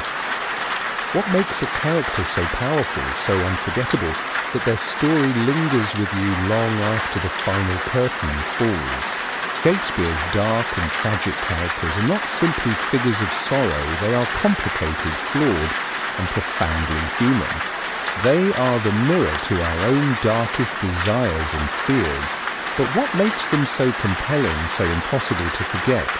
Take, for instance, the figure of Hamlet, a young man caught in a whirlwind of grief, anger, and confusion. Hamlet's tragedy is not just that his father has been murdered, but that he is paralyzed by indecision. His inability to take action, coupled with his intense internal conflict, turns him into one of the most tragic characters in all of literature. The question isn't just whether Hamlet will avenge his father's death, it's whether he can overcome his own psyche, his own destructive thoughts that push him further into madness. His famous soliloquy, "To be or not to be," is not merely a reflection on life and death. It is the very struggle of the soul, caught in the battle between action and inaction, that Hamlet is far from the only tragic character Shakespeare has given us. In Macbeth we meet Macbeth, a once heroic soldier who is consumed by ambition and the promise of power. Macbeth's journey is a descent into madness, fueled by guilt, fear, and an insatiable hunger for control. His wife, Lady Macbeth, once figure of strength and resolve, begins to unravel as the weight of their crimes drives her to insanity. The two characters are linked in their downfall, both consumed by the very ambition they sought to control. Macbeth's tragic flaw, his susceptibility to manipulation, and his inner demons makes him not just a murderer, but a deeply tragic figure who cannot escape the grip of his own destructive desires. In Othello we encounter Othello, a man of honour and nobility, but also one who is vulnerable to manipulation and jealousy. The character of Othello is fascinating because he starts as a man who has earned respect not through birthright, but through his own achievements. Yet his tragic flaw, his deep insecurities about his race and his relationship with Desdemona becomes the crucible in which he is ultimately consumed. Iago, the villain of the play, preys upon these insecurities, weaving a web of lies that ensnare Othello in a spiral of jealous rage. What begins as a man's self-doubt slowly transforms him into a monster, and his tragic downfall is both heartbreaking and inevitable. Perhaps one of the most haunting characters in Shakespeare's entire canon is King Lear, a man who begins the play with immense power but loses everything: his authority, his dignity, and even his sanity. Lear's tragedy is not just that he is betrayed by his daughters. It is that his flaws as a father and a ruler lead him to misjudge those he loves and to cast aside the very people who might have helped him in his old age. Lear's descent into madness is perhaps the most gut-wrenching element of his story. He begins the play as a powerful king, but as he faces the loss of everything he once held dear, he becomes a broken man, grappling with the fury of betrayal and the haunting question of whether he ever truly understood the people around him. Each of these characters, Hamlet, Macbeth, Othello, and Lear, represents a different facet of the human condition. Their tragedies are not just the result of external circumstances, but of internal battles, of flaws that shape their actions in devastating ways. Shakespeare's genius lies in his ability to make us empathize with these characters, even as they spiral toward their own destruction. We are drawn into their inner worlds, feeling their doubts, their guilt, their fear, and ultimately their inevitable downfall. But the tragic elements in Shakespeare's characters are not confined to just the greatest among them. Even in plays like Julius Caesar, Romeo and Juliet, and Timon of Athens, we see figures who are brought down by their own flaws, whether it's ambition, love, or generosity. Shakespeare's ability to create characters who are both deeply flawed and deeply human is one of the reasons his plays have endured for centuries. These characters are not simply bad or good. They are multidimensional and relatable, and it is this complexity that makes their tragedies all the more poignant. Yet there is an underlying question in many of Shakespeare's tragedies. Are these characters simply the victims of fate, or are they ultimately responsible for their own downfall? In some cases, like in Macbeth, it is clear that the character is undone by his own choices, by his inability to resist his deepest desires. In other cases, like Othello, the characters are caught in a web of deceit, spun by someone else, making us wonder whether the tragedy could have been avoided if only they had seen the truth earlier. What is undeniable, however, is the impact these characters have on the audience. They remain unforgettable not just because of their flaws, but because of the universal truths they represent. Jealousy, ambition, guilt, betrayal, and madness are not just themes of the plays, they are part of the human experience, and Shakespeare's ability to depict them so vividly is part of what has made his works resonate across centuries. The tragedy of Shakespeare's characters is that their flaws and choices lead to their ultimate destruction, and yet there is a certain beauty in this tragic inevitability. Each character's fall is a cautionary tale, reminding us of the dangers of unchecked ambition, misplaced trust, and self-delusion. Shakespeare's tragedies don't offer neat resolutions or happy endings. Instead, they offer a reflection of the human condition, one that is both dark and tragically beautiful. As we continue to study and perform Shakespeare's works, we are reminded of the timelessness of his characters and their stories. These, not just the tales of a distant past, they are the stories of ourselves, of the choices we make and the consequences those choices bring. Hamlet, Macbeth, Othello and Lear live on, not just as characters in plays, but as warnings, as reflections, of the very darkness that can reside in all of us, the enduring relevance of Shakespeare's themes in today's world. What if I told you that a man who lived over 400 years ago understood the complexities of human nature better than most of us do today? What if Shakespeare's themes, written in a world so different from our own, still resonate with us so powerfully in our modern lives? It's a question that demands to be explored, because the more we delve into Shakespeare's works, the more we realize that his exploration of the human experience has transcended time and remains incredibly relevant today. At the heart of Shakespeare's enduring legacy are the universal themes he explored in his plays: love, jealousy, betrayal, ambition, revenge, power, and the eternal struggle for identity. These are not just the struggles of kings and queens, lovers and villains. They are the struggles we still face today in our personal lives, in our societies, and in the world around us. But what makes these themes so timeless? Why does Shakespeare's work continue to speak to us hundreds of years after it was written? Take, for example, the theme of love in Shakespeare's works, from the passionate Romeo and Juliet, whose love is so intense that it transcends even death, to the complicated love triangles in Twelfth Night, and Much Ado About Nothing. Shakespeare delves deep into the nature of romantic love. But love, as Shakespeare shows us, is never just simple. It is fraught with misunderstanding, deception, and heartbreak.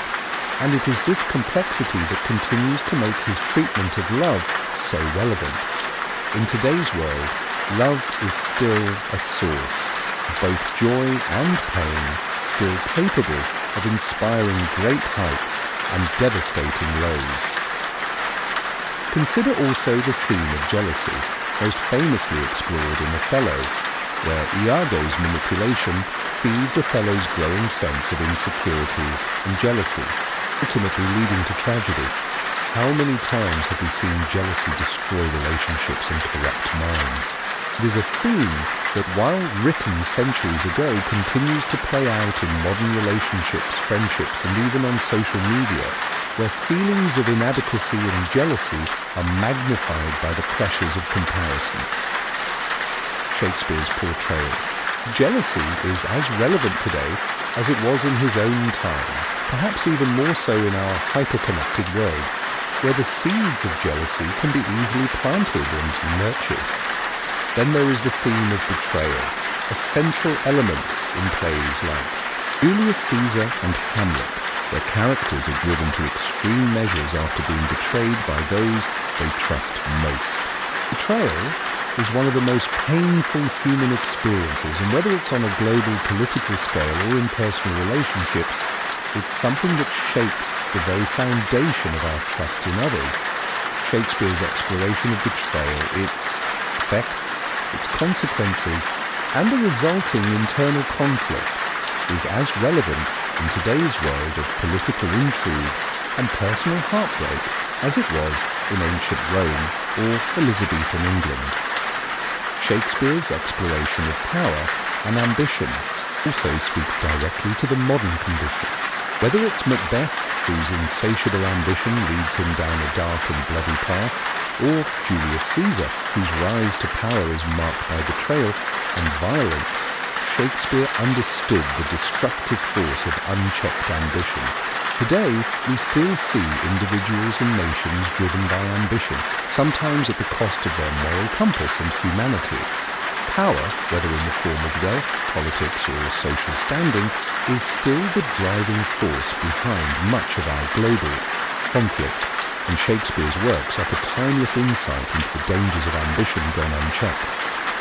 But it's not just the tragic themes that have stayed relevant. Shakespeare also had a profound understanding of identity, a theme explored in plays like Twelfth Night and As You Like It, where characters disguise themselves, change their names, and question their roles in society. In today's world of gender, fluidity, cultural identity, and the search for self, Shakespeare's exploration of who we are and how we present ourselves to the world remains incredibly significant.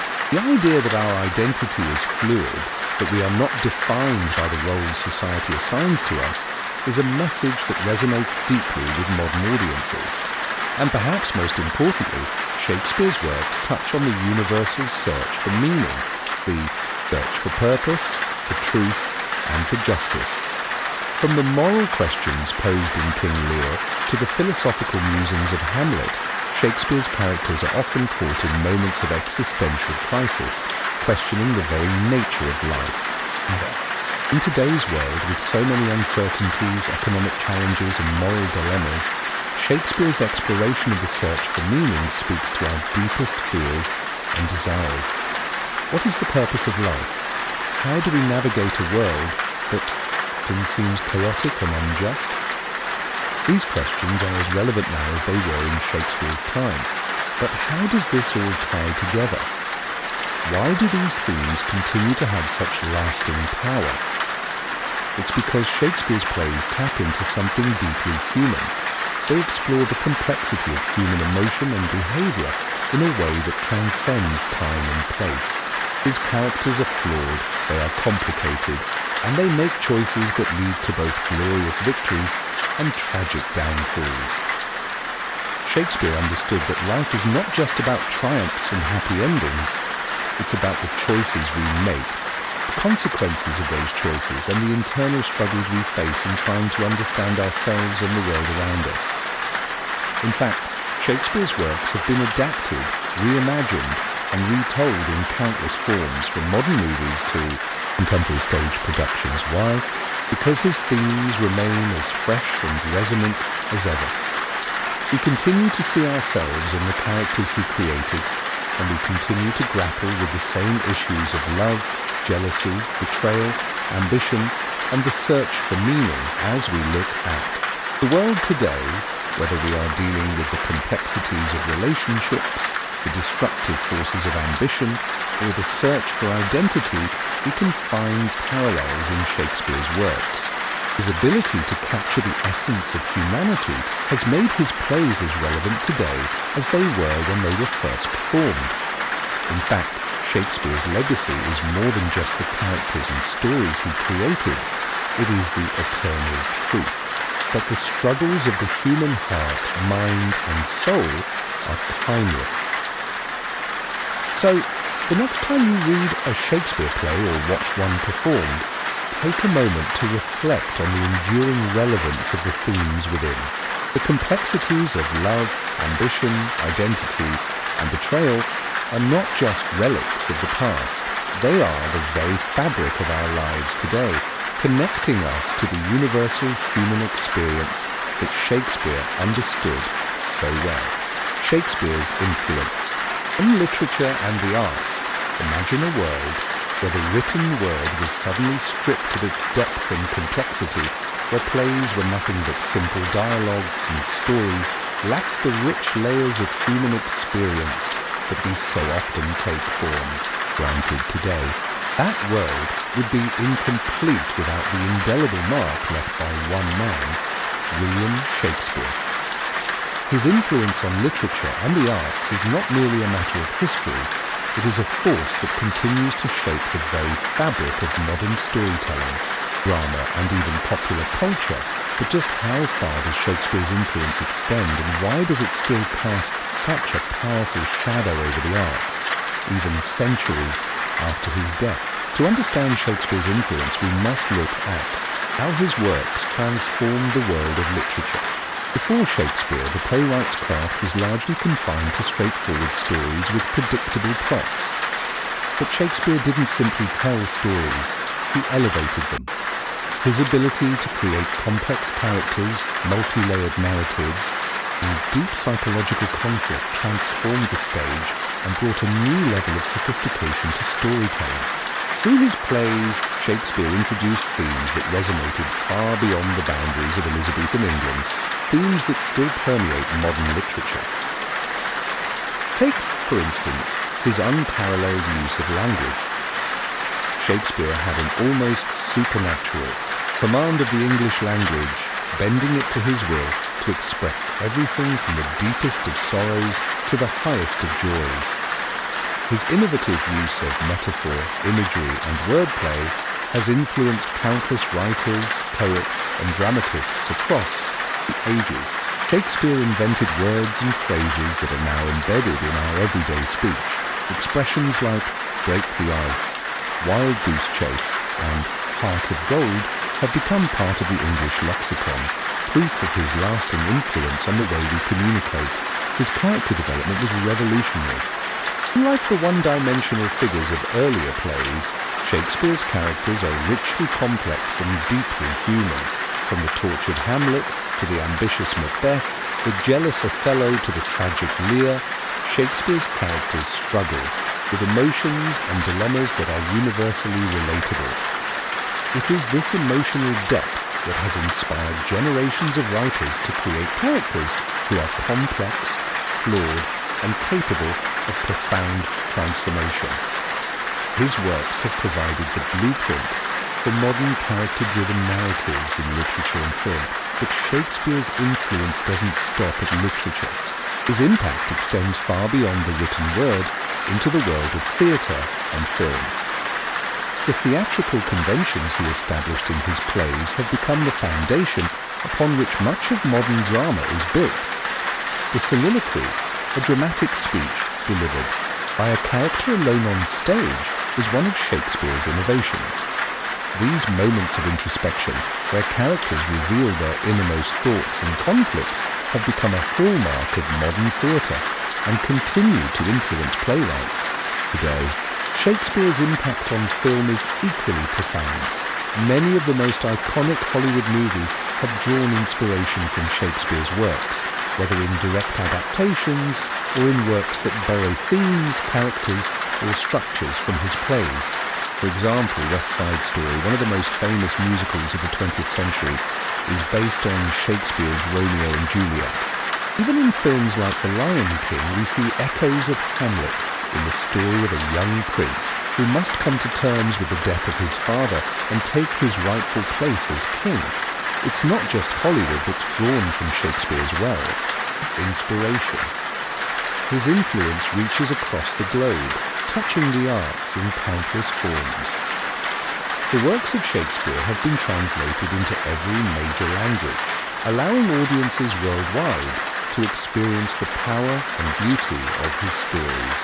From the theatres of Japan, where Shakespearean plays are performed with a distinct cultural twist, to Indian cinema, where his tales of love, betrayal, and ambition are woven into Bollywood blockbusters, Shakespeare's influence is felt in every corner of the arts world. But perhaps the most striking element of Shakespeare's influence is how his work continues to inspire new interpretations, and reinventions. Take the modern remakes of his plays. Macbeth has been retold in settings as diverse as a futuristic dystopia in Throne of Blood, Akira Kurosawa's Japanese adaptation, to the gritty urban environment of a drug lord's empire in Men of Respect. Each of these adaptations takes the core themes of Shakespeare's works and presents them in a contemporary light, showing that Shakespeare's exploration of human nature is timeless, adaptable, and ever relevant. Shakespeare's plays are endlessly malleable, capable of being reimagined in any number of ways while retaining the essence of the original. This is a testament to the universal themes Shakespeare touched upon: ambition, love, betrayal, power, revenge, and the depth of the human experience he captured in his works. Whether through a modern retelling, an avant-garde performance, or a classical interpretation, Shakespeare's work continues to spark creativity and inspire artists across all mediums. Theatre companies around the world, from the Royal Shakespeare Company in England to smaller independent theatres in the United States, continue to produce Shakespeare's plays year after year, bringing new audiences into the fold and ensuring his legacy remains alive. Shakespearean festivals, immersive theatre experiences and interactive performances have emerged, breathing new life into his works and allowing audiences to experience them in innovative ways. But Shakespeare's influence goes beyond just his plays. His exploration of humanity's deepest emotions, his psychological insight, and his moral complexity have been absorbed by novelists, poets, and visual artists throughout the ages. Charles Dickens, Herman Melville, Leo Tolstoy, and Virginia, all for just a few of the literary giants whose works bear the unmistakable imprint of Shakespeare's influence. His exploration of the tragic hero, the complicated relationship between power and morality, and the impulse for revenge are echoed in the great novels of the 19th and 20th centuries. In the visual arts, Shakespeare's works have inspired countless paintings, sculptures, and illustrations. The iconic imagery of Romeo and Juliet, Macbeth's dagger, and Ophelia's death have been captured in stunning works of art that continue to influence artists today. His ability to convey powerful visual metaphors, such as the bloodstains of guilt or the dissolution of order, has left an indelible mark on the way artists interpret themes of moral conflict, psychological distress, and tragic fate. Shakespeare's influence on literature and the arts is so vast and profound that it's almost impossible to imagine a world without it. From his revolutionary contributions to character development and language, to his profound impact on theatre, film, and visual arts, Shakespeare continues to inspire creativity and innovation in ways that we may never fully comprehend. His works are not just part of our literary canon, they are the lifeblood of modern storytelling, providing the raw material for generations of artists, writers, and performers to draw from. The question is no longer whether Shakespeare influenced the arts, it's how his influence will continue to evolve and shape the world of the future. One thing is certain, his legacy will endure as powerful and transformative as ever for generations to come. Shakespeare and the concept of fate. A philosophical exploration. What if life isn't just a series of random events, but rather a predetermined journey shaped by forces beyond our control? A fate that pulls the strings, guiding us toward inevitable outcomes no matter how hard we try to fight it. This question lies at the very heart of Shakespeare's most profound works, where the concept of fate intertwines with the destinies of his most iconic characters. But does fate truly control us, or are we simply victims of our own choices? Shakespeare's plays are filled with characters who wrestle with the notion of fate, characters who believe they are trapped by forces beyond their control, yet who also seem to have the power to alter their destiny. The tension between free will and destiny is a recurring theme, one that adds complexity to the characters' choices and ambiguity to their outcomes. From the tragic downfall of Macbeth to the philosophical musings of Hamlet, Shakespeare's exploration of fate remains one of his most powerful legacies. One of the most famous examples of Shakespeare's treatment of fate can be found in Romeo and Juliet, where the star-crossed lovers are doomed from the very beginning. Their deaths, it seems, are written in the stars, a consequence of the feud between their families and the tragic alignment of events. Romeo and Juliet's fate appears unavoidable, as if they are mere puppets of destiny, swept along by forces far larger than themselves. In this sense, their love story is not just one of passionate romance, it is also an exploration of the tragic inevitability that plagues their lives. As much as they try to defy fate, making secret plans, rushing to be together, their eventual demise seems predestined. But what makes Shakespeare's portrayal of fate even more compelling is the question it raises. Did they have a choice? Were Romeo and Juliet doomed from birth, or did their tragic end result from their own decisions? If fate is a force that cannot be overcome, then their love, however intense, was always going to end in tragedy. However, if free will is in play, then it suggests that they, like so many of Shakespeare's characters, are responsible for their own demise, driven by impulsive actions and poor decisions. Similarly, in Macbeth, the title character is given a prophecy by three witches, foretelling that he will become king. But does Macbeth's future really lie in the hands of fate, or does his ambition lead him to make choices that fulfill the prophecy? He could have ignored the witches, refused the temptation of power, and walked away from the dark path of murder and tyranny. But instead he chooses to act, and in doing so, seals his fate. Macbeth's actions are both guided by fate and self-inflicted, showing how fate and free will can coexist, creating a twisted dance that leads to his inevitable downfall. Hamlet, who grapples with the question of fate versus free will. Throughout the play, Hamlet is presented with the idea that his fate is tied to the ghost of his father, who demands that Hamlet avenge his murder.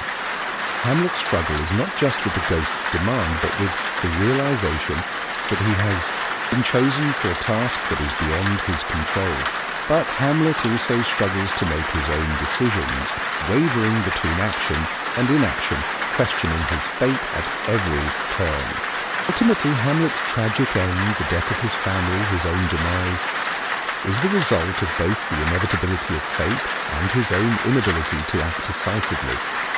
His fate, it seems, is not only imposed by external forces, but also shaped by his internal conflict. Yet not all of Shakespeare's works present fate in the same light. In The Tempest, for example, Prospero is portrayed as a man who believes in controlling his fate through knowledge and power. As the rightful Duke of Milan, he was betrayed and exiled, but he uses his magical powers to engineer events on the island, bringing about the redemption of his daughter, Miranda, and the resolution of old wrongs. In this play, fate is not a force to be feared or passively endured. It is something to be shaped, manipulated, and ultimately forgiven. But even in The Tempest, the concept of fate is still ambiguous. Prospero's actions may seem to bring about justice, but they also raise the question of whether he is manipulating fate or simply coexisting with it. His use of magic could be interpreted as an attempt to alter destiny, yet the resolution of the play suggests that fate is not as easily controlled as Prospero might believe. Ultimately, Shakespeare seems to ask whether any character, even one with power and knowledge like Prospero, can truly master their own fate, or whether they too are bound by the mysterious forces of the universe. Fate also plays a crucial role in the tragic figure of King Lear, who suffers a catastrophic downfall after rejecting the love of his most loyal daughter, Cordelia. Lear's fate is seemingly shaped by his own blindness, his inability to see the true nature of his daughters, and his decision to divide his kingdom based on superficial gestures of love. His fate, much like that of Macbeth and Othello, is sealed by his choices, yet at the same time, Lear is a victim of the forces of nature and the unjust world around him. His descent into madness can be seen as both the result of his own failings and the inevitable tragedy of a world that operates without mercy. Throughout Shakespeare's works, the tension between fate and free will plays out in various forms, providing us with a philosophical conundrum that continues to intrigue scholars. Audiences alike. Are we bound by fate, or do we have the power to shape our own destiny? Shakespeare leaves this question open-ended, giving us characters whose decisions lead to either tragic results or redemption, but who always struggle with the idea that there are forces beyond our control. The great paradox of fate, as explored by Shakespeare, is that we often believe we can change our destiny, but we are often blind to the fact that our choices are already part of a larger, more complex plan. Whether we are driven by ambition, love, revenge, or the need to correct past wrongs, our actions are shaped by forces both external and internal that we may not fully understand. And in the end, perhaps the most poignant realization of Shakespeare's works is that our fates, like those of his characters, are not simply written by external forces. We are constantly shaping our own futures, even as we struggle against the power of fate that seems to be pushing us in one direction or another. Ultimately, Shakespeare's exploration of fate challenges us to question our own lives. How much of our future is truly in our hands, and how much is determined by forces beyond our control? Perhaps in this way, Shakespeare's works continue to resonate because they remind us that just like his tragic heroes, we are always caught in the tension between free will and fate, and that this struggle is at the very heart of what it means to be human. Shakespeare's exploration of power and corruption. What happens when the thirst for power consumes a person's very soul? Is it possible to hold immense power without being corrupted by it, or does the mere desire for control inevitably lead to moral decay? This age-old question is at the heart of some of Shakespeare's most compelling works. From the rise and fall of tyrants to the manipulation of political systems, Shakespeare's portrayal of power and corruption delves deep into the human psyche, exploring how the lust for power can warp and destroy even the noblest of characters. But just how far will his characters go in their quest for dominance? And what does Shakespeare ultimately say about the cost of unchecked power? One of the most famous and chilling depictions of power's corrupting influence can be found in Macbeth. At the play's outset, Macbeth is a brave and loyal soldier, praised for his valor on the battlefield. But when he encounters three witches who foretell his rise to the throne, his ambition is awakened, and with it, a dark desire to seize the crown. What follows is a journey into the heart of corruption as Macbeth murders King Duncan to fulfill His ambition, but the taste of power quickly becomes his undoing. Macbeth's initial guilt is soon replaced by a ruthless drive to maintain his position, leading him to commit more murders and sink deeper into paranoia and madness. In Macbeth's world, power is not just a privilege, it is a curse, a poison. It spreads and corrupts everything it touches. Macbeth becomes a shadow of his former self, driven by fear, ambition, and an insatiable hunger for control. But it is not just Macbeth who falls prey to the corruption of power. Macbeth's wife, Lady Macbeth, is perhaps the clearest embodiment of the way power can warp a person's character. Initially, she is the driving force behind Macbeth's rise to the throne, goading him into committing murder and seizing what she believes is rightfully his. But as the weight of their crimes accumulates, Lady Macbeth begins to unravel. Her descent into guilt and madness mirrors the corrupting effects of power on her psyche. Once a strong and calculating character, she is reduced to a shadow of herself, sleepwalking and compulsively washing her hands in an attempt to cleanse herself of the bloodshed she has caused. The power she once craved has not brought her satisfaction. Instead, it has devoured her spirit, leaving only a hollow shell. In Julius Caesar, Shakespeare explores power and corruption on a broader, more political scale. The play centers on the assassination of Julius Caesar, a man whose growing power threatens to turn him into a tyrant. But what happens after his death? Caesar's murderers, believing they are liberators, soon find themselves caught in a struggle for control of Rome. In the wake of Caesar's assassination, the country plunges into civil war, and the very men who sought to free Rome from one dictator's rule soon become dictators themselves. Brutus and Cassius, the very men who conspired to kill Caesar, find themselves corrupted by their own ambition for power, leading to their ultimate downfall. In the end, the play reveals a profound truth. Power corrupts, no matter how noble the intentions behind its pursuit. Even those who claim to be fighting for the greater good are often just as vulnerable to the lure of absolute control as the tyrants they seek to overthrow. Shakespeare's treatment of power is not confined to the political arena, however. In King Lear, the exploration of power and its corrupting effects is deeply personal. Lear, an aging monarch, decides to divide his kingdom among his 3 daughters, based on their declarations of love for him. But when his youngest daughter, Cordelia, refuses to flatter him with false praise, Lear casts her aside, giving her share of the kingdom to her deceitful sisters. Lear's decision to divide his power leads to tragic consequences.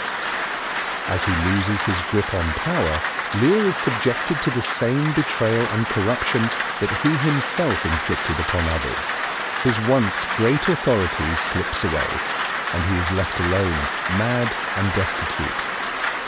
The play portrays the danger of unchecked power, how the pursuit of dominance can blind a leader to the truth, and how the loss of that power can lead to humbling downfall. Even in Shakespeare's comedies, the theme of power and its corrupting influence is explored in subtle ways. In Twelfth Night, for example, the characters in positions of power, such as Duke Orsino and Lady Olivia, are driven by their desires, which ultimately lead them to make irrational decisions. The romantic entanglements in the play, while comedic, on the surface, also touch upon how the pursuit of personal desires can lead to confusion and disorder. The play's resolution, where true love and order are restored, suggests that power, when used for personal gain, can create chaos, but that love and humility can ultimately restore balance. Perhaps one of the most fascinating aspects of Shakespeare's exploration of power and corruption is how human nature, the greed for power, the fear of losing it, and the desperation to retain control remains unchanged over time. Shakespeare's characters are often driven by a deep fear of vulnerability, and this fear manifests in their obsession with power. The very act of gaining power often means sacrificing one's integrity, and those who seek power find themselves trapped in a cycle of moral decay, unable to escape the corruption they have embraced. At the same time, Shakespeare's works reveal that the abuse of power is not a condition limited to rulers or politicians. It can be found in the lives of everyday people, in familiar relationships, and in the personal struggles of his characters. Power, in Shakespeare's world, is not simply something that exists in grand palaces or on battlefields. It is a force that shapes the actions and decisions of people from all walks of life. His works remind us that the desire for power is deeply embedded in the human experience, and that the corruption it brings is a danger that we all must face. Ultimately, Shakespeare's portrayal of power and corruption raises a crucial question. Is it possible to wield power without being corrupted by it? Can individuals retain their morality and humanity in the face of such temptation, or are they inevitably drawn into a spiral of corruption? Shakespeare seems to suggest that while power itself may not be inherently evil the way it is used and the desire for it can easily lead to destruction. His works serve as a warning. The quest for power, when pursued without conscience or restraint, can corrupt even the most noble individuals and bring about ruin for all involved. Shakespeare's legacy in modern literature. An enduring influence. What? Is it about Shakespeare's works that continue to captivate readers and writers alike, centuries after they were written? Why do his characters, themes and ideas still resonate with people in a world that is vastly different from the Elizabethan? The answer lies in the timelessness of Shakespeare's writing, his profound exploration of human nature, the complexity of his characters, and the universal themes that speak to the very core of the human experience. But is there more to Shakespeare's legacy than just the enduring popularity of his plays? Is there a deeper, more powerful influence that continues to shape modern literature today? Shakespeare's works have undoubtedly left an indelible mark on literature, but the question is, how deep does this influence go? How much of the world's literary tradition can trace its roots to Shakespeare's groundbreaking approach to storytelling, character development and language? What is it about his plays that make them endlessly adaptable, able to be reinterpreted in countless ways for each new generation? One of the clearest examples of Shakespeare's impact on modern literature is the enduring relevance of his characters. Shakespeare created some of the most memorable, complex, and multifaceted characters in literary history. Hamlet, Macbeth, Romeo and Juliet, Lady Macbeth, and others have become iconic figures, not just in the world of Shakespeare, but in literature as a whole. These characters are more than just creations of a playwright. They have become archetypes, models of the human condition that authors have revisited, reinterpreted, and reimagined for centuries. Take, for instance, the tragic hero. Shakespeare's Macbeth or Hamlet laid the foundation for the modern concept of the tragic hero, a character whose flaws or fatal decisions lead to their downfall. These characters struggle with their inner demons, torn between their desires, guilt and morality. Modern writers continue to draw from Shakespeare's portrayal of such complex personalities, crafting characters who are deeply flawed, morally conflicted, and ultimately human. It's no surprise that so many of the greatest literary figures in history, from F. Scott Fitzgerald's Joe Gatsby to Tennessee Williams's Stanley Kowalski, can trace their origins to the likes of Shakespeare's troubled figures. Shakespeare's influence also extends to literary forms and genres. His mastery of tragedy, comedy, and historical drama set the groundwork for modern drama, fiction, and poetry. The structure and themes of Shakespeare's plays, whether exploring love, revenge, identity, or betrayal, have served as a blueprint for countless works of literature. Writers throughout history have borrowed from his ideas to create their own complex narratives, adapting Shakespearean themes for contemporary audiences. The love story of Romeo and Juliet, for instance, has inspired countless adaptations, from West Side Story to modern films and novels, proving that the core of Shakespeare's story remains timeless. In addition to his character development and narrative structure, Shakespeare's language has had a profound influence on modern literature. His innovations in the English language, his ability to coin words, invent phrases, and experiment with language have left an unparalleled legacy. Words and expressions that Shakespeare created or popularized, such as break the ice, wild goose chase, and heart of gold, are still in use today. His creative use of language transformed English literature, expanding the potential for literary expression in ways that still resonate with writers today. Writers who wish to create rich, dynamic characters or evoke deep emotions often turn to Shakespeare as a model, using language as a tool to capture the complexity of the human experience.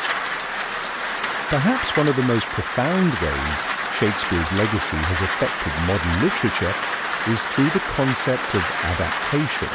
Writers and filmmakers continue to draw inspiration from his works, reinterpreting his stories and reimagining his characters in new settings, time periods, and contexts. Shakespeare's works have been transformed into countless novels, plays, films, and television shows. Othello, for example, has been adapted into modern dramas exploring race, jealousy, and trust, while King Lear has been reimagined in contemporary settings, addressing issues of aging, family dynamics, and power struggles. Shakespeare's characters, themes, and ideas are malleable, able to be reshaped and resurrected in ways that feel relevant to today's world. In the world of modern literature, Shakespeare's influence is also evident in the persistence of tragedy as a dominant genre. Tragedy, as we know it today, owes much of its emotional depth and psychological complexity to Shakespeare's portrayal of tragic figures. The sense of inevitable downfall in his plays, the sense that the characters are helplessly propelled toward their tragic end by their own flaws or fate, continues to haunt modern writers. From George Orwell's dystopian works to modern-day thrillers, the notion that a character can be consumed by their inner turmoil or societal forces echoes Shakespeare's exploration of human weakness, guilt, and moral ambiguity. But it's not just his plays that continue to shape modern literature. Shakespeare's sonnets have had an enduring influence on poetry. His innovative use of the sonnet form, along with his mastery of rhythm and imagery, inspired generations of poets. His work paved the way for romantic poets like Wordsworth and Keats, who expanded on his themes of love, beauty, and mortality, while modern poets continue to pay homage to Shakespeare's linguistic beauty and emotional resonance. His sonnets remain a model of poetic craftsmanship, a perfect blend of structure and expressiveness that has inspired countless poets across centuries. So, what is it about Shakespeare that makes his legacy so enduring in modern literature? The answer lies in the universality of his themes and the depth of his characters. Shakespeare explored timeless human experiences, love, loss, ambition, betrayal, and the pursuit of power that continue to be relevant today. His ability to capture the complexity of the human spirit, along with his skill in using language to convey emotion, makes his works as powerful and moving now as they were in his time. Through his writing, Shakespeare created a body of work that will never fade, continuing to inspire, challenge, and resonate with readers and writers for generations to come.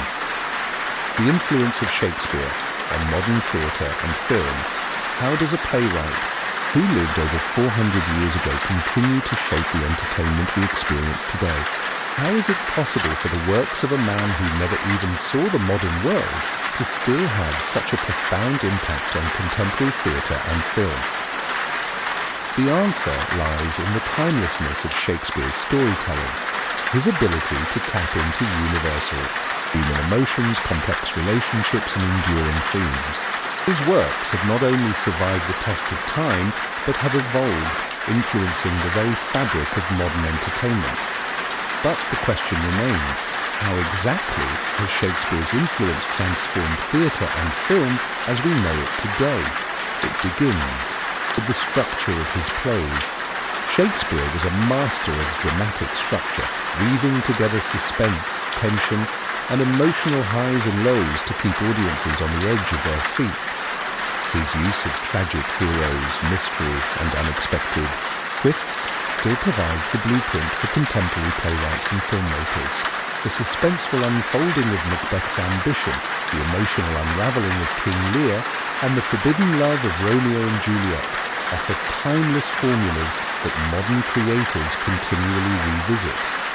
The modern theatre, with its focus on character-driven narratives and emotional complexity, owes much to the structure Shakespeare laid out centuries ago. Whether it's a heart-pounding drama, a sweeping epic, or a romantic tragedy, Shakespeare's influence can be felt in virtually every modern performance. In modern theatre, Shakespeare's works are regularly revived, adapted, and reinterpreted. Directors often take his timeless plays and reimagine them in contemporary settings, adding layers of meaning to his already complex works.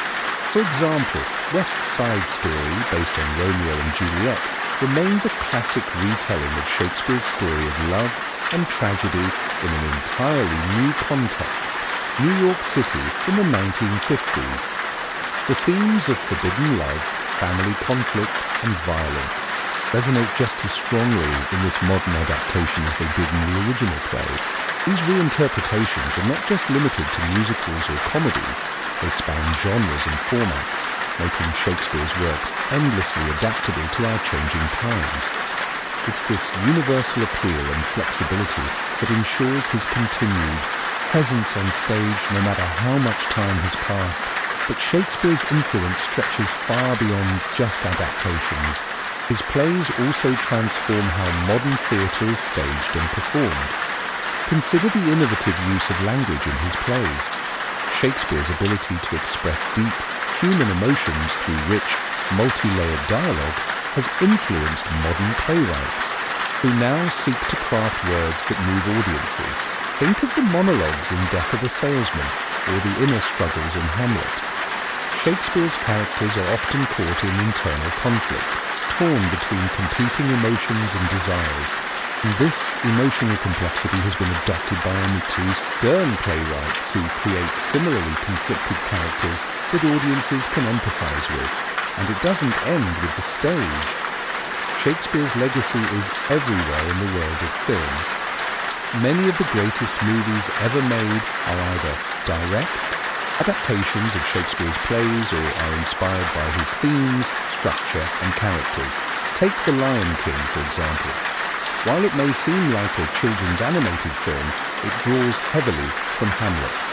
The struggle for the throne, the betrayal of a loved one, and the eventual redemption of the hero are all Shakespearean motifs that form the backbone of this beloved film. The similarities between Simba's journey and Hamlet's are not just superficial. They touch on deep, archetypal themes that make both stories universally resonant. Then there's 10 Things I Hate About You, a teen comedy based on The Taming, The Shrew, which reimagines Shakespeare's story in a modern high school setting. The social dynamics of the play, such as love, manipulation, and the battle of the sexes, are transposed into a contemporary world, but the core themes remain intact. The ability to take Shakespeare's works and turn them into fresh, modern narratives for different audiences is one of the greatest achievements of his legacy. Shakespeare's influence on film is not just limited to adaptations, however. His use of visual imagery, symbolism, and motifs has informed the visual language of cinema. Directors like Orson Welles, Akira Kurosawa, and Kenneth Branagh have all made their own cinematic interpretations of Shakespeare's plays, creating visually stunning, emotionally powerful films that capture the essence of his work. In Kurosawa's Ran, based on King Lear, the epic landscapes and powerful imagery reflect the vast, tragic nature of Shakespeare's work, while Branagh's Henry III employs modern cinematic techniques to amplify the tension and emotional stakes of Shakespeare's play. These filmmakers and countless others have taken Shakespeare's words and reimagined them through the lens of film, showing how his stories can adapt to new forms of expression and technology. In addition to being directly adapted, Shakespeare's themes continue to play a crucial role in shaping the stories told in modern cinema. Take a film like The Godfather, for instance. At its heart, the story of Vito Corleone mirrors the rise and fall of tragic heroes like Macbeth or Julius Caesar, with themes of ambition, betrayal, and revenge central to both. Similarly, The Matrix draws on the archetype of the tragic hero and the concept of destiny found in Shakespeare's plays, particularly in Hamlet, where the protagonist must decide whether to embrace his fate or defy it. Even in the realm of science fiction, filmmakers are consistently finding ways to intertwine Shakespearean themes, power struggles, moral ambiguity, and the complexity of human nature into futuristic, alien landscapes. And perhaps one of the most profound impact Shakespeare has had on modern theatre and film is his contribution to the complexity of the human condition. His characters are not merely heroes and villains, they are human beings, complicated, conflicted, and deeply flawed. Modern theatre and film continue to explore these moral grey areas, refusing to simply categorise characters as good or bad. Instead, we are faced with characters who struggle with their own identity, question their choices, and wrestle with the consequences of their actions. This nuanced portrayal of humanity is something that Shakespeare pioneered, and it remains one of the defining aspects of contemporary entertainment. Shakespeare's impact on the English language. What if I told you that every time you spoke or read book, you might unknowingly be using words or phrases that were coined by a playwright who lived over 400 years ago? How could a figure from the past still influence the way we communicate today, long after the world has changed? The answer lies in the linguistic genius of William Shakespeare. His influence on the English language is not just profound, it's unavoidable. But just how deep does this influence run, and what impact does it have on how we speak and write today? When Shakespeare took pen to paper, the English language was far from the rich, diverse tool of expression that we know now. At the time, English was still developing, influenced by Latin, French, and Germanic roots. Shakespeare, however, had an extraordinary ability to take the raw materials of language and reshape them, inventing words and expressions that continue to endure in the modern lexicon. But how did he do it? How did Shakespeare manage to leave such an indelible mark on the language, and how much of his linguistic creativity do we still use every day without even realizing it? Shakespeare's ability to invent words was nothing short of revolutionary. It's estimated that he is responsible for coining over 1,300 words, a staggering number considering that no modern dictionaries existed at the time. Words like bedazzled, idle, swagger, and lonely are all the product of his unparalleled creativity. But what's more remarkable is not just that Shakespeare created these words, but the context in which he used them. Take the word bedazzled, for example. Shakespeare introduced it in his play The Taming of the Shrew. The word, originally intended to mean to dazzle greatly, has evolved into a widely used term in the modern world, signifying something that is glamorous or overwhelmingly attractive. How many times have we used the word swagger today to describe someone's confident walk or behaviour? All of these words have Shakespeare's fingerprints on them, and they are just the tip of the iceberg. But Shakespeare's influence on the language doesn't stop with coining new words. He had a unique ability to bend and stretch language in innovative ways, using familiar words in unexpected contexts to create new meanings and layers of expression. He was a master at creating metaphors and wordplay, turning language into a dynamic tool for conveying deep emotions, complex ideas, and human truths. For example, in Hamlet, Shakespeare uses the phrase frailty, thy name is woman, which not only reflects Hamlet's feelings but also explores the broader theme of human weakness. This kind of wordplay and symbolism would go on to influence writers for generations.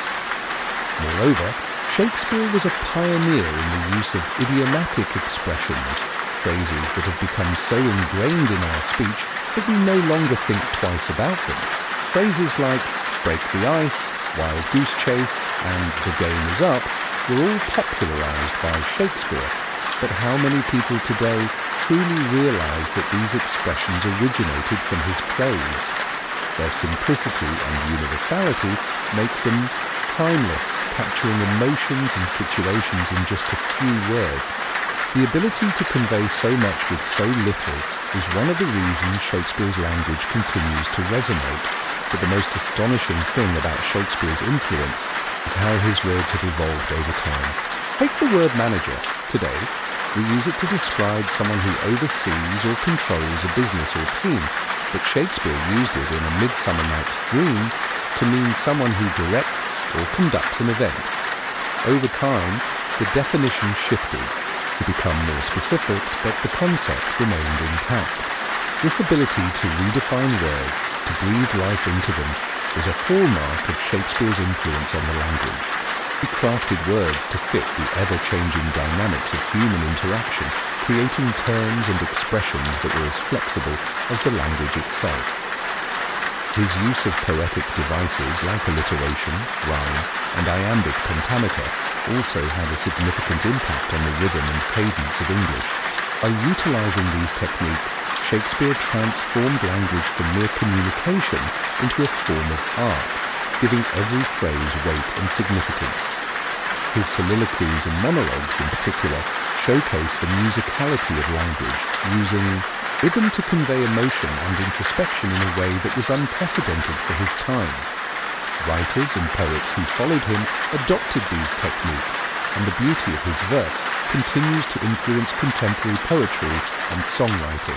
In addition to his vocabulary and structure, Shakespeare also had a profound impact on grammar and syntax. His flexible use of word order, placing words in unusual positions for dramatic effect, changed the way English was understood and spoken. The phrase, "that which we call a rose by any other name, would smell as sweet," from Romeo and Juliet, is a perfect example of how Shakespeare broke from traditional syntactical rules to emphasize meaning, emotion, and rhythm. Today, such inversions are commonplace, but back in Shakespeare's time, they were revolutionary. Shakespeare's genius wasn't just in his ability to create words or phrases, it was in how he elevated language to express the full complexity of human experience. His characters speak with such richness and depth that each line feels both universal and personal. His ability to capture the vast range of human emotion, from love to betrayal, joy to grief, set the stage for the kind of complex, emotionally charged dialogue we now see in modern literature, film, and theatre. So, how do we continue to live with Shakespeare's influence on the English language today? Every conversation, every piece of writing, and every work of art that uses his words, phrases, and ideas is a living testament to his enduring power. Shakespeare didn't just give us words. He gave us a new way to express our most profound thoughts and feelings. His language is a lens through which we continue to view the world, able to define, articulate, and understand the human condition in ways that were previously unimaginable. As we continue to use the language he helped shape, we unknowingly honor his legacy.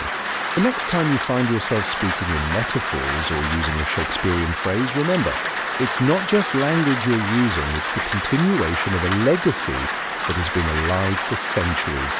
Shakespeare's influence on society and culture.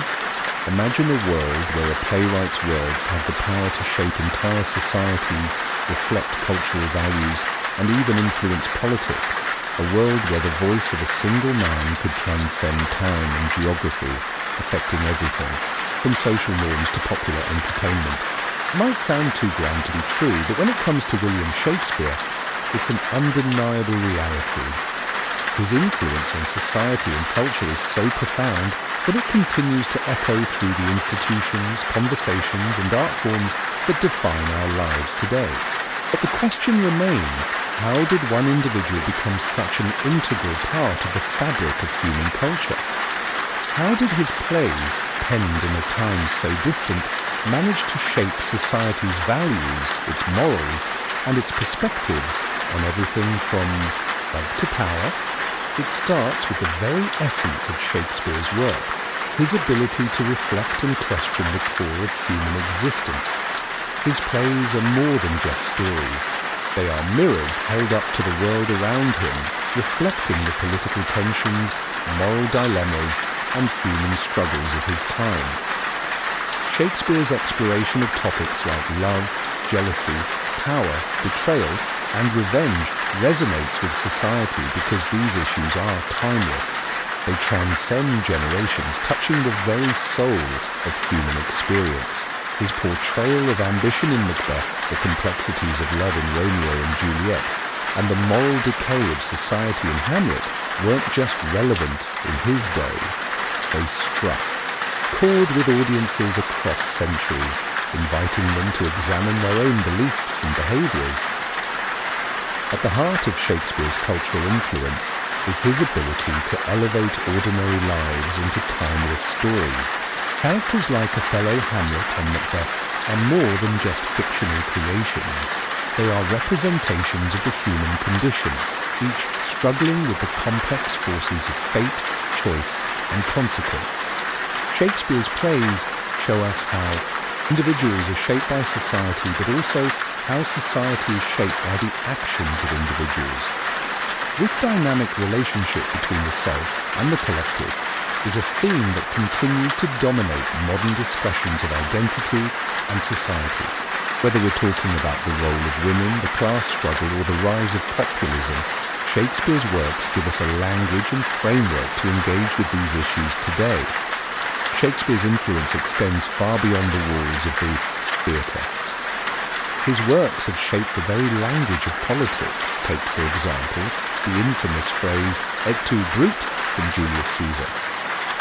These three words have come to symbolize betrayal in the political sphere. Whenever a leader is backstabbed by a trusted ally, Shakespeare's words often resonate in the press and public discourse. Politicians across the centuries have invoked Shakespearean imagery to justify their actions, whether in debates or speeches, and his characters often serve as metaphors for the conflicts that occur within our own political landscapes. Think about the concept of power and how it plays out in Shakespeare's works. From Richard III's ruthless climb to the throne to Macbeth's bloodthirsty ambition, Shakespeare explored what happens when individuals are consumed by power.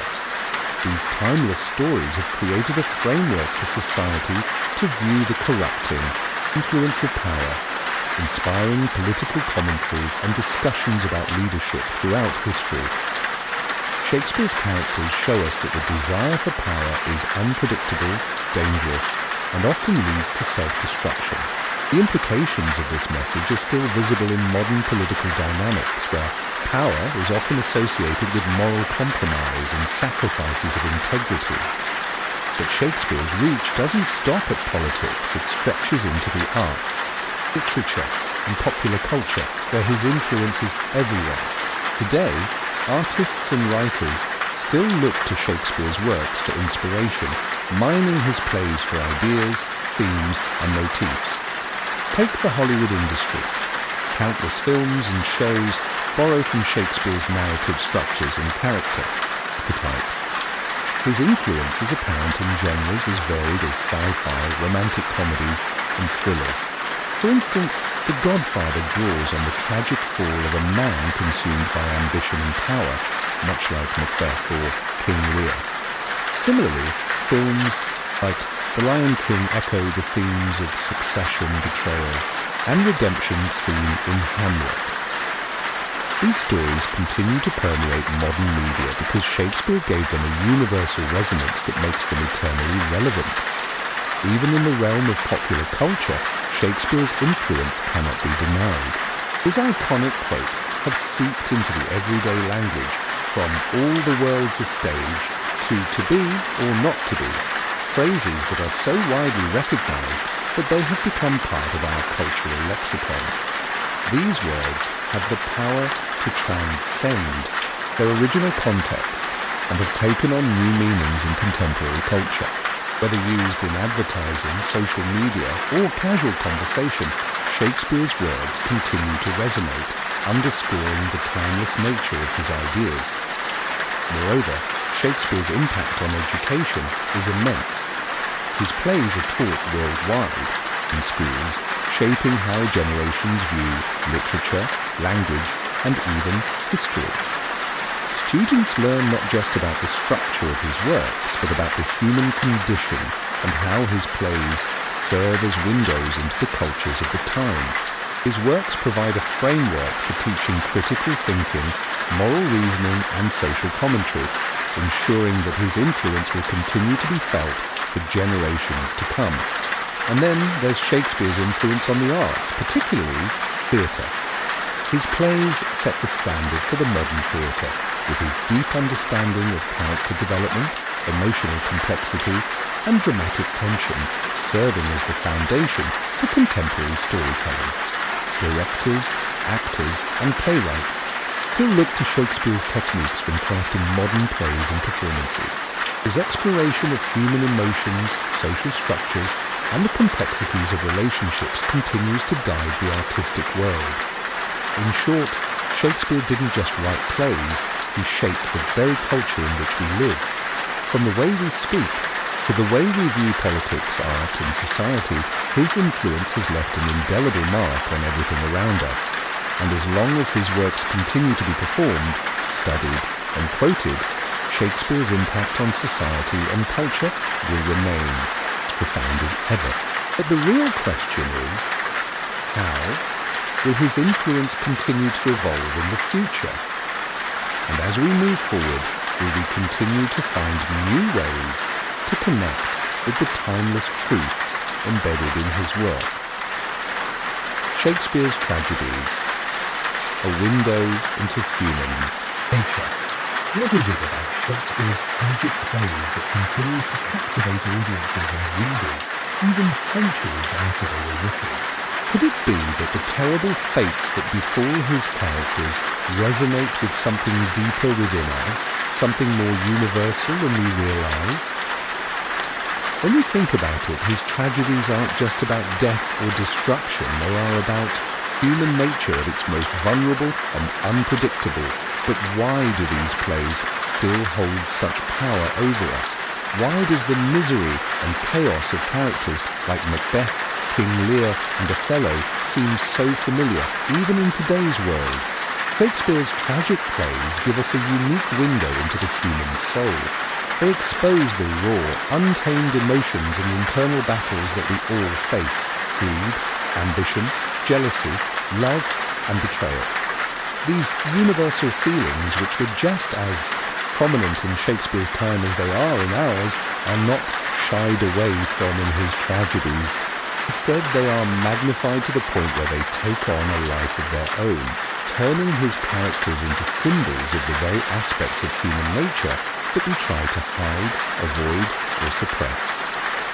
In Macbeth, for example, Shakespeare takes us inside the mind of a man whose ambition and desire for power ultimately lead him down a path of destruction.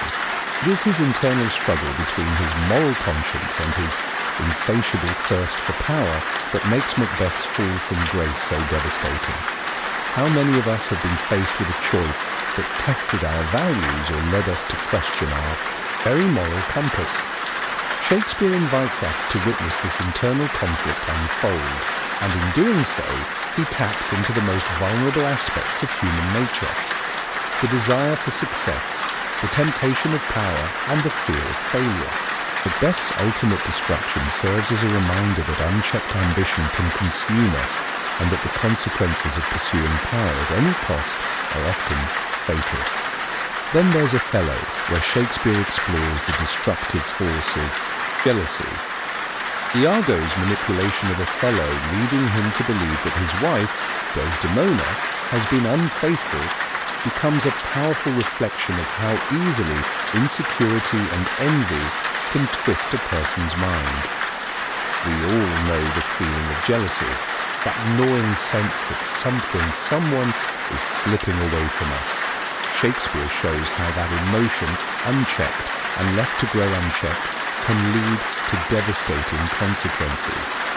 Othello's tragic flaw is not his ability to love, but rather his inability to trust, allowing Iago's deceit to infiltrate his mind.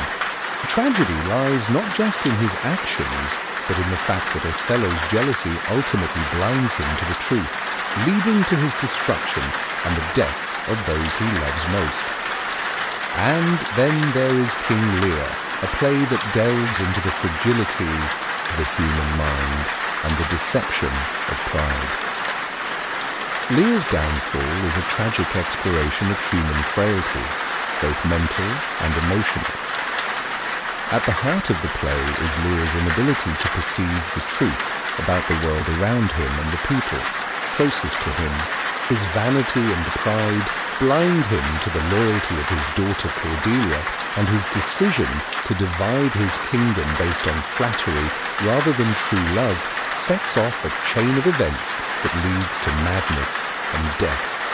The fact that Lear's moment of realization, when he finally understands the true nature of his daughters, comes too late is what makes his tragedy so poignant.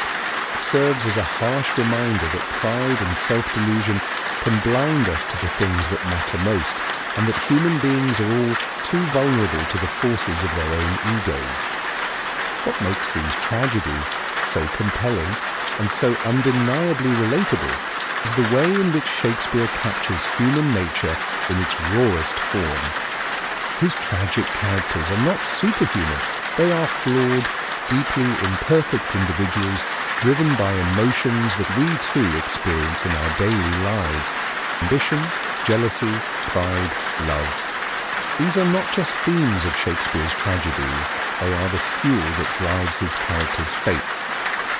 Shakespeare understood that these emotions are unpredictable forces, capable of propelling us to both great heights and catastrophic lows.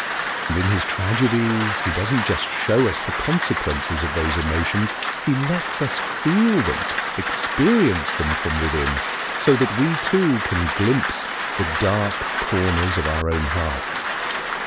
It's through this introspection that Shakespeare's tragedies provide us with a catharsis, an emotional release that allows us to reflect on the darker aspects of human nature without having to endure the consequences ourselves. By stepping into the shoes of characters like Macbeth, Lear, and Othello, we are forced to face the dangers of unchecked emotions, while simultaneously gaining a deeper understanding of ourselves. In a way, Shakespeare's tragedies act as a mirror to our own inner lives, showing us the dangers of our desires and the destructive power of our flaws. But here's the question that lingers long after the final curtain falls. What if we're not so different from Shakespeare's tragic? Could it be that we too are driven by ambition, jealousy, or pride in ways that we don't fully understand? And if we are, does that mean we're doomed to the same tragic fate as the characters in his plays? Or is there a chance that by understanding these emotions, by seeing them so vividly portrayed on stage, we can learn to control them and avoid the devastating consequences that often follow? As you reflect on the powerful tragic tales that Shakespeare has given us, one thing becomes clear. His works are not just stories of loss or death. They are warnings, timeless lessons on the human condition and on how the darkest parts of our nature can both shape and destroy us. They remind us that just like his tragic heroes, we are all susceptible to the forces within us, and that understanding them is the first step in avoiding our own downfall. Shakespeare's comedies, the magic of laughter and love. When we think of Shakespeare's comedies, it's easy to imagine laughter, romantic entanglements, and happy endings. But what if there's more to these plays than just light-hearted fun?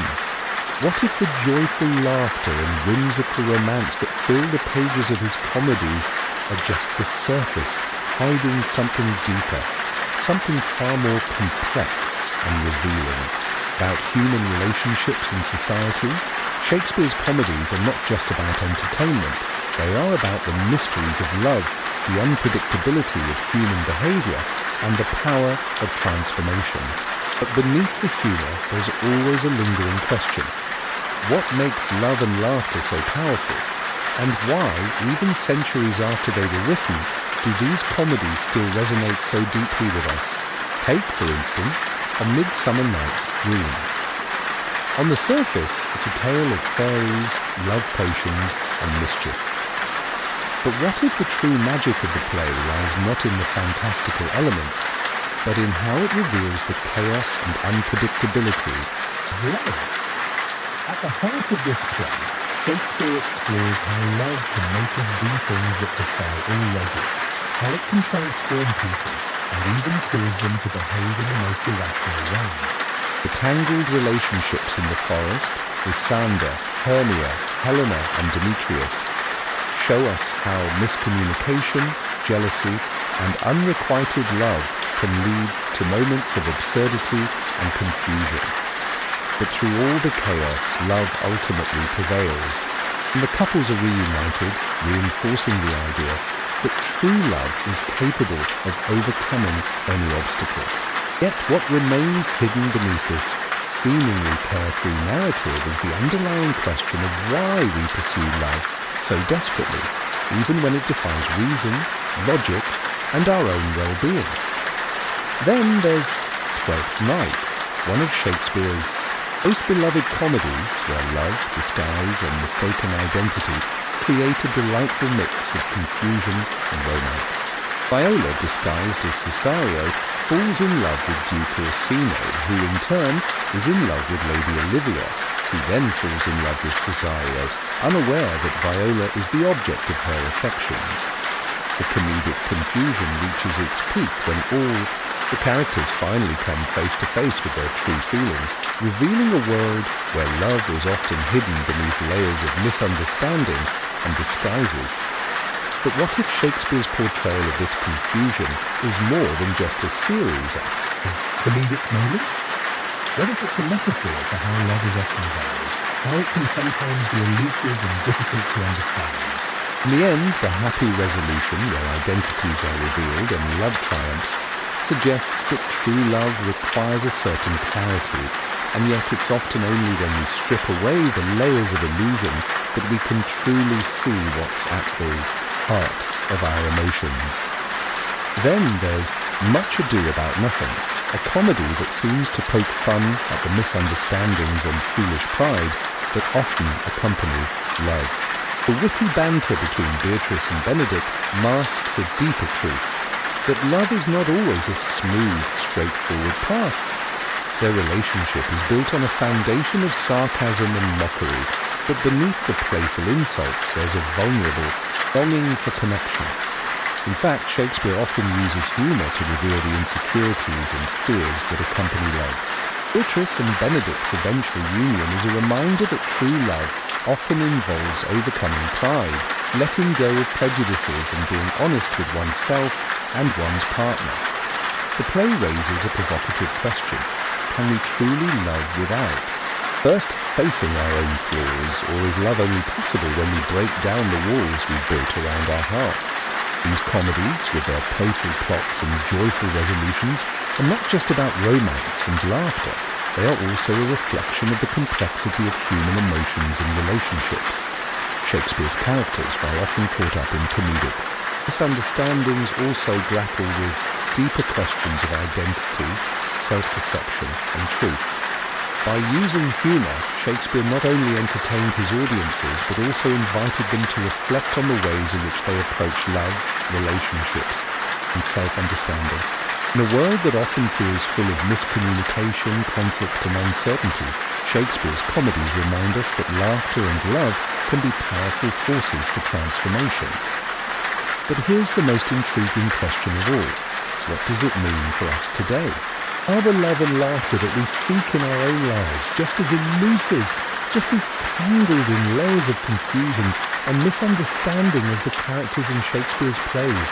Or in the end, is the true magic of these comedies not in their ability to provide a happy ending, but in their reminder that love, in all its complexity and unpredictability, remains one of the most powerful forces in the human experience?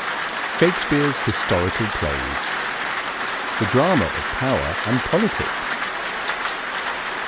When we think of Shakespeare's historical plays, we often think of grand battles, royal intrigues, and the rise and fall of kings. But what if the power and political manoeuvring, the heart of these plays, go deeper than mere historical events? What if Shakespeare's portrayal of power isn't just about politics, but about the nature of leadership, the fragility of power, and the complexity of human ambition? In plays like Richard III, Henry V, and Julius Caesar, Shakespeare immerses us in a world where the line between victory and defeat is razor thin, and where the manipulation of power can lead to both glory and catastrophe. But beneath the ground, speeches and bloody battles, the true question emerges: what does it mean to have power? And how far are we willing to go to hold on to it? In Richard III, Shakespeare presents us with one of the most ruthless and ambitious villains in history. Richard's insatiable thirst for the throne drives him to commit murder, betrayal, and deception on a scale that is almost unimaginable.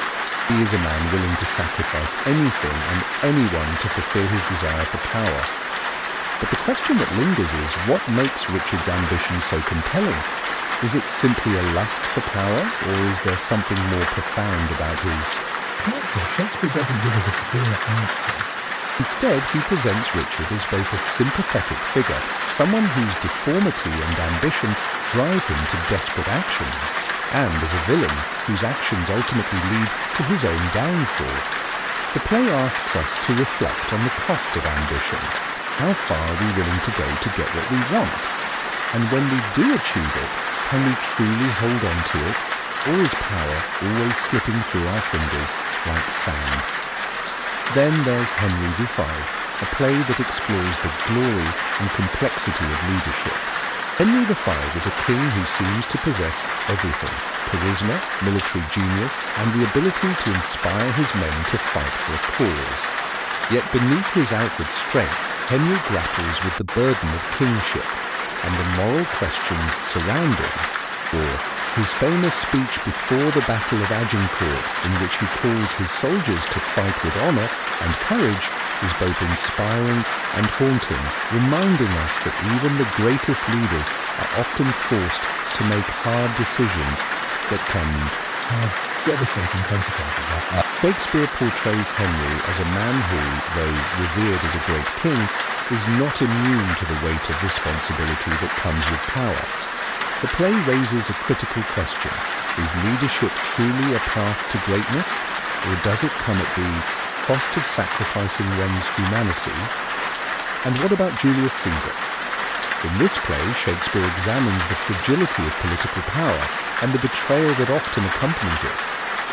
Caesar's assassination by Brutus and the conspirators is a pivotal moment in history, but it is also a powerful reflection of how easily loyalty can be undermined by the pursuit of power. Brutus, who loves Caesar as a father, ultimately decides to betray him for what he believes is the greater good of Rome. The political intrigue and moral ambiguity in this play are unsettling, forcing us to confront the question: can power ever be wielded without corruption, or is it always tainted by betrayal and personal ambition? Caesar's death is not just the end of a ruler, it is the beginning of chaos, as the play shows how the lust for power can lead to civil war, loss, and fear. And the most haunting part? The consequences of Caesar's assassination are still felt long after his death, as the cycle of power and betrayal continues. But here's the most unsettling thought: are these plays really about the past, or are they warning us about the future? Shakespeare's historical plays, though set in a distant time, offer profound insights into the nature of power and political ambition that feel strikingly relevant today. In a world where leaders are often judged by their ability to conquer, control, and maintain power, Shakespeare's plays ask us to consider: what does it mean to be a true leader? Is it about the ability to inspire and unite, or is it about manipulating circumstances to one's advantage, no matter the cost?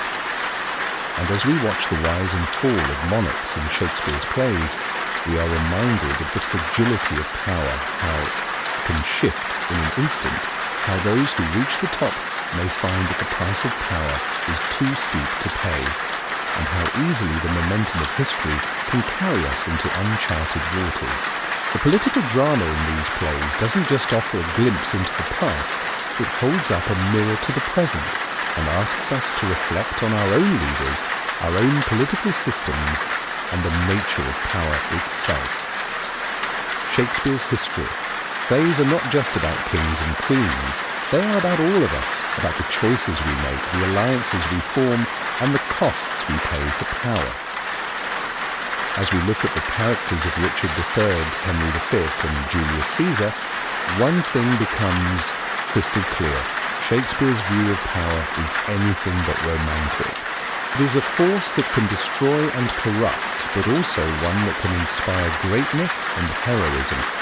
But the price of that power is always high, and the consequences of its abuse can be catastrophic. Perhaps the greatest question left by these plays is, what happens when we allow our thirst for power to overshadow our humanity? The answer, as Shakespeare shows, is never pretty. The mystery of Shakespeare's lost plays. What if there are pieces of Shakespeare's genius that we may never read because they vanished? In the towering shadow of Shakespeare's known masterpieces lies a tantalizing mystery. The lost plays. While we admire his 38 surviving works, whispers of missing dramas linger in the halls of literary history. Plays that were written, perhaps even performed, but then disappeared. What happened to these plays? Were they destroyed by fire, hidden away in forgotten libraries, or lost in the shuffle of time? And perhaps the most haunting question of all, what truths, secrets, or brilliance did they contain?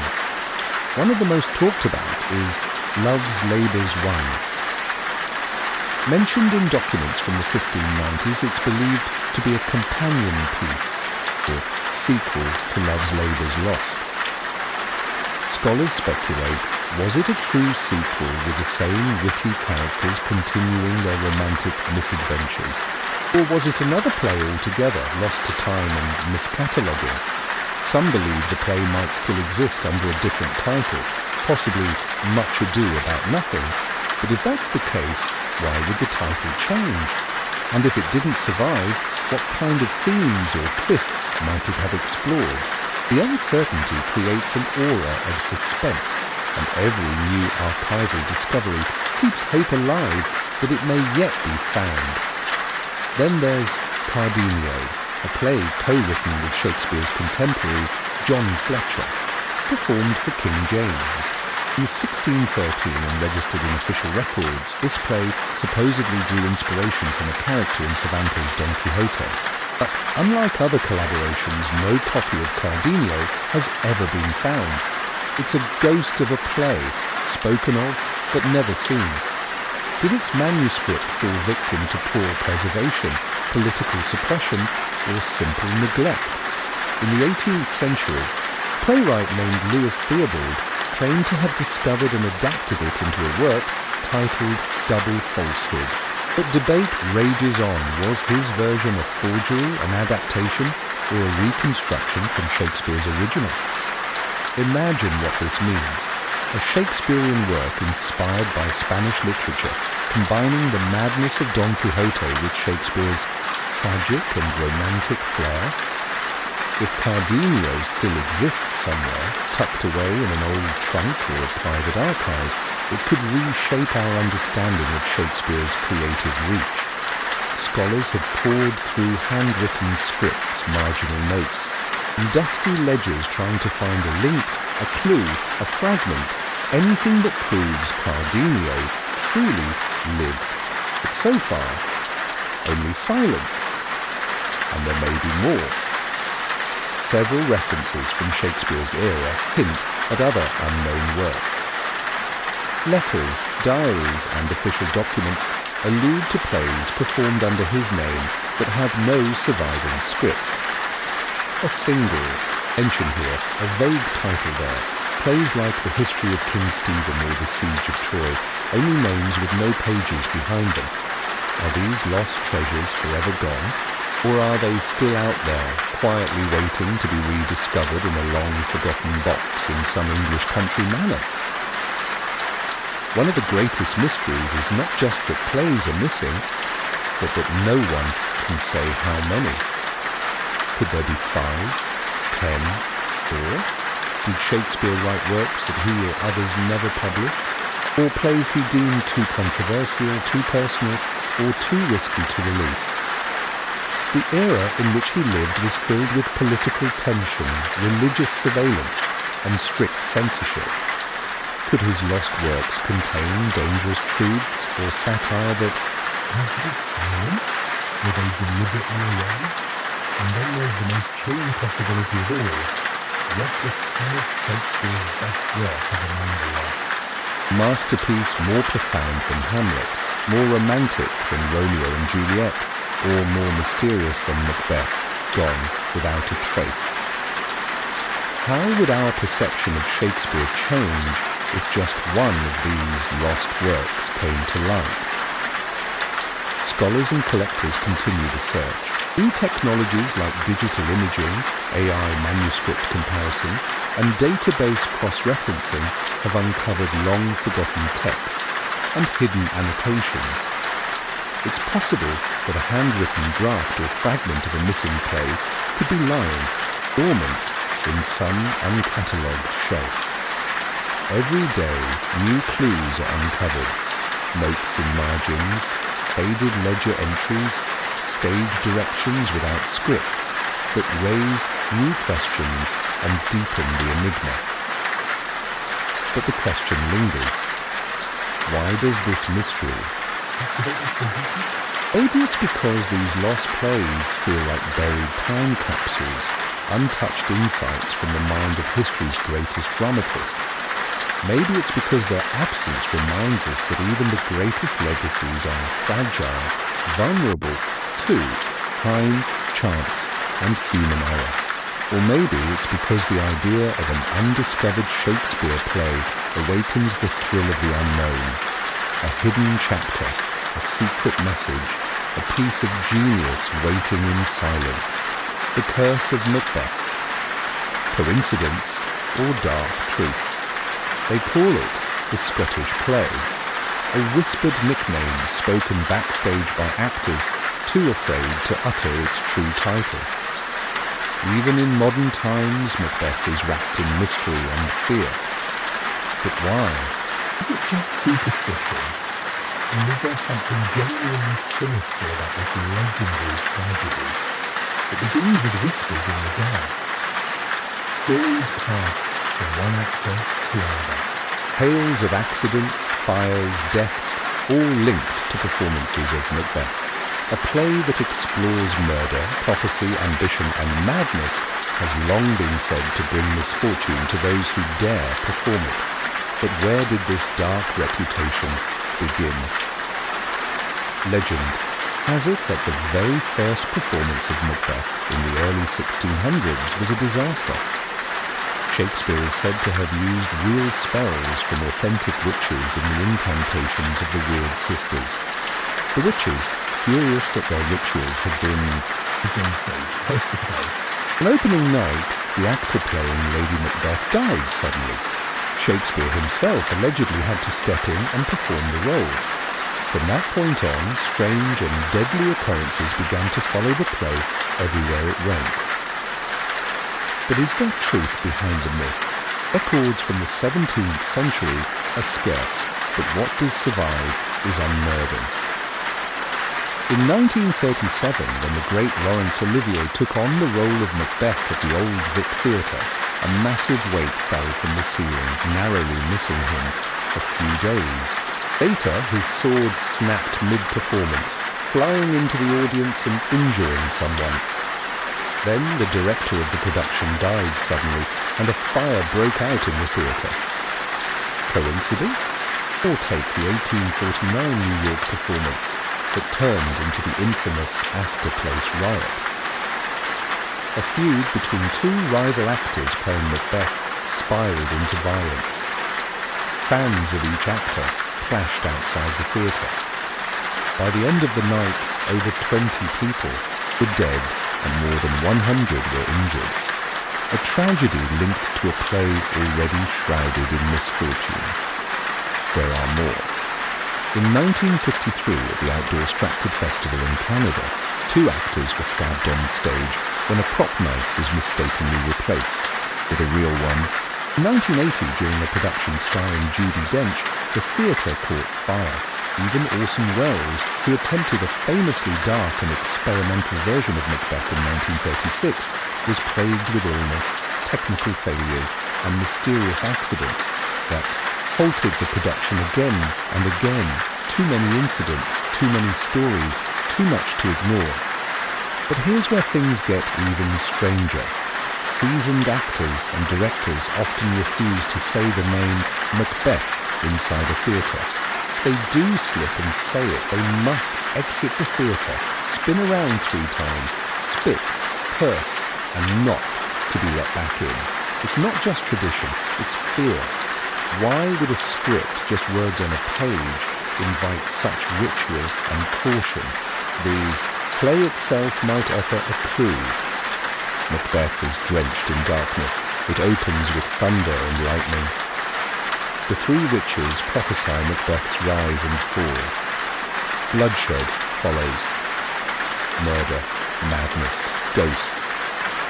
The supernatural is not subtle here, it dominates. And for centuries, some have believed that the play taps into real occult energy. That, speaking those words aloud in a performance, particularly the witches' chants, double, double toil and trouble, isn't just acting, it's invoking something, channeling forces best left undisturbed. Even Shakespeare's contemporaries thought the play was unusually dark. It's one of the shortest tragedies he ever wrote, but also one of the most intense. Unlike his other plays, Macbeth offers no redemption, no hope, no peace. The descent into evil is swift and total, and perhaps that's why it haunts us so deeply. Still, skeptics argue that the so-called curse is just a myth, fuel for superstition in an already dramatic world. After all, theatre involves elaborate sets, dangerous props, and long hours. Accidents happen, and the more famous the play, the more widely its stories are told. But that doesn't explain the sheer volume of misfortune tied to Macbeth, nor the eerie consistency of the stories across time, countries, and cultures. Could it be that the themes of the play itself, ambition, guilt, betrayal, fate, bring kind of psychological pressure to those involved? Do actors, immersed in such heavy material, begin to internalize its madness? Could the darkness of Macbeth's world somehow leak into reality, warping the minds and emotions of those who portray it? Or is there something darker, something unseen? Perhaps that's the true power of Shakespeare, not just that he understood the human soul, but that his words could still, 400 years later, stir fear, provoke superstition, and carry a mystery that defies reason. And so the curse of Macbeth lives on. A shadow cast across stages worldwide, an unspoken warning from the heart. Who really wrote Shakespeare's plays? The question lingers like a ghost in a darkened theatre. Was William Shakespeare truly the author of the greatest works in the English language? Or was he a front for someone else? For over 400 years, the Anne from Stratford-upon-Avon has been celebrated as the unparalleled genius behind Hamlet, Othello, King Lear, Macbeth, and more. Yet a growing number of scholars, skeptics, and even Supreme Court justices have dared to ask the forbidden question, was Shakespeare really Shakespeare?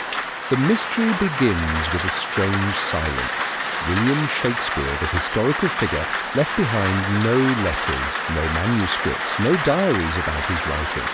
In fact, not a single page of his famous plays has ever been found in his own handwriting, not even a rough draft. For a man responsible for nearly 1 million words of poetic brilliance, he left behind surprisingly little literary evidence. His will? It makes no mention of books, manuscripts, or anything remotely literary. How could a man so fluent in courtly language, philosophy, law, medicine, and international politics have had no formal education beyond grammar school, and possibly not even that? So, if not him, then who? And to the Oxfordians, who argue that Edward de Vere, the 17th Earl of Oxford, was the true author behind the works of Shakespeare. Noblemen with access to royal courts, deep classical training, and a history of literary achievement, De Vere fits the profile of someone who could write with the breadth and sophistication found in Shakespeare's plays. And oddly enough, any events in De Vere's life closely mirror the plots of the plays, coincidence or confession disguised in drama. Others champion Christopher Marlowe, a brilliant playwright who died young, allegedly stabbed in a tavern brawl. But what if Marlowe faked his death to escape political enemies? Could he have lived on in secret, using Shakespeare as a mask to publish his works in safety? Still others point to Francis Bacon, the philosopher and scientist. Known for his cryptic codes and deep intellect, Bacon had the education and experience to author the plays. Some claim that hidden messages, ciphers and symbols are embedded in the first folio of Shakespeare's work, revealing Bacon's hand. Could the plays be grand puzzle waiting to be decoded? Even Queen Elizabeth I has been suspected, with theories claiming she wrote the plays as an outlet for political and emotional expression in a world where royal women were forbidden such freedom. Though radical, the idea adds another layer of intrigue to the mystery.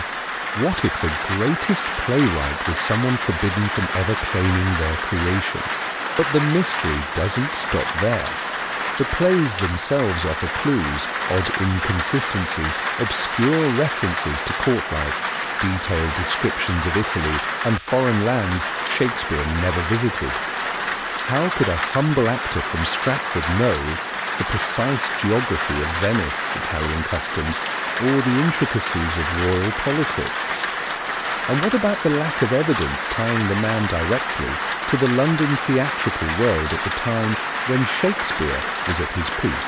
No letters between him and other writers, no accounts of him reading or writing, not even a single contemporary writer who weren't shy with flattery mentions seeing him write a word. The defenders of Shakespeare's authorship point out that the lack of personal documents was common in the Elizabethan era. Paper was scarce and records weren't often preserved. They argue that Shakespeare's plays reveal a soul who knew people deeply, not necessarily someone of noble birth.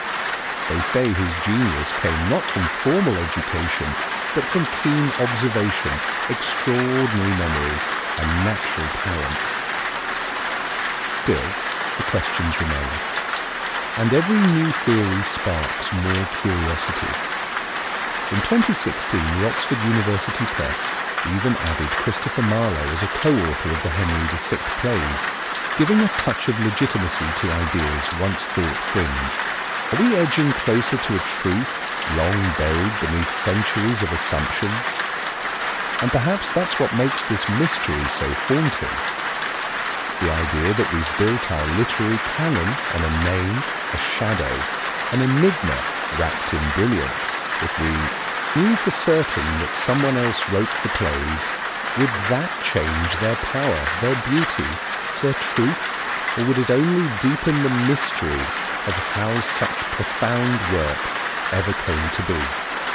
The pages are unchanged, the characters still speak across time. But behind the curtain, the question remains, unanswered, persistent, and chilling. Who really wrote Shakespeare's plays? Why did Shakespeare vanish for 7 years? There's a gap in William Shakespeare's life, a dark void in the timeline of history where the world's most famous writer simply disappears. No letters, no records, no footprints in the dusty roads Of Elizabethan England, from 1585 to 1592, Shakespeare vanishes. No one knows exactly where he went or why. Historians call this eerie absence the lost years. It begins when Shakespeare is just 21 after the baptism of his twins Hamlet and Judith. And then suddenly, silence. 7 years of nothing. And when he finally reappears in 1592, he's not just back, he's famous. Playwright in London, writing with a sophistication that would stun the world. How did he go from being a small-town glovemaker's son to a literary genius with an apparent mastery of courtly affairs, classical literature, foreign geography, and high politics? What happened during those missing years? Some say he joined a travelling troupe of actors, honing his craft in secret, performing on makeshift stages, but no records exist to prove this. Others suggest he became a schoolteacher in the countryside, quietly absorbing knowledge and writing in solitude. But again, no proof, no witness, just speculation, and then the theories grow darker. One legend claims that Shakespeare fled Stratford to escape prosecution for poaching deer on the lands of a local nobleman. If true, did he go into hiding? Did those years in exile transform him from a rebellious youth into a poetic mastermind? Or was it something more profound, an awakening? There are whispers that he travelled abroad to Italy, France, or even North Africa. How else could he describe Verona, Venice, and Sicilian customs with such detail? Plays like The Merchant of Venice, Othello, and Much Ado About Nothing reveal a knowledge of foreign lands, languages, and laws that a man from rural Warwickshire should never have possessed. Could he have served as a spy? Some wonder, employed by Francis Walsingham, the Queen's spy master. In a time when England was tangled in political webs and religious conflicts, spies were everywhere. Shakespeare's sharp wit, charm, and adaptability would have made him a perfect undercover agent. Is it possible the playwright we know today began his journey not with poetry, but with espionage? Even more fantastical theories suggest he joined a secret society, perhaps the Rosicrucians or early Freemasons, where he gained forbidden knowledge, mystical education, or coded secrets. Some say his plays are littered with hidden symbols that hint at this deeper, esoteric training. Could the lost years have been a period of initiation? And then there's the theory of imprisonment. Could Shakespeare have been jailed during those years, an experience he later echoed in plays like Measure for Measure and The Tempest, where confinement and moral reckoning shaped the narrative? Or was he writing all along under a different name? It's not just that Shakespeare was missing, it's that when he returned, he exploded onto the literary scene with a voice so confident, so layered, and so mysteriously mature that it still baffles modern scholars. Titus Andronicus, one of his earliest known works, is brutal, political, and deeply Roman in style. Where did he learn so much about ancient history, rhetoric, and tragedy? The Stratford man had no university education, no known patrons, and no connection to London's literary elite during his early years, and yet he arrived fully formed, as if the quill had already been in his hand for a long, long time. Could those 7 years have been the very forge in which the legend of Shakespeare was created? Or is it possible the man who emerged in 1592 was not the same William Shakespeare who vanished in 1585? That he was someone else entirely? The lost years remain one of the greatest puzzles in literary history. Every new theory opens a door, but none closes the case. The silence is too perfect. The records too absent. The transformation too complete. And in that silence a shadow stirs, because the greatest question may not be where he went, but what he became when he returned.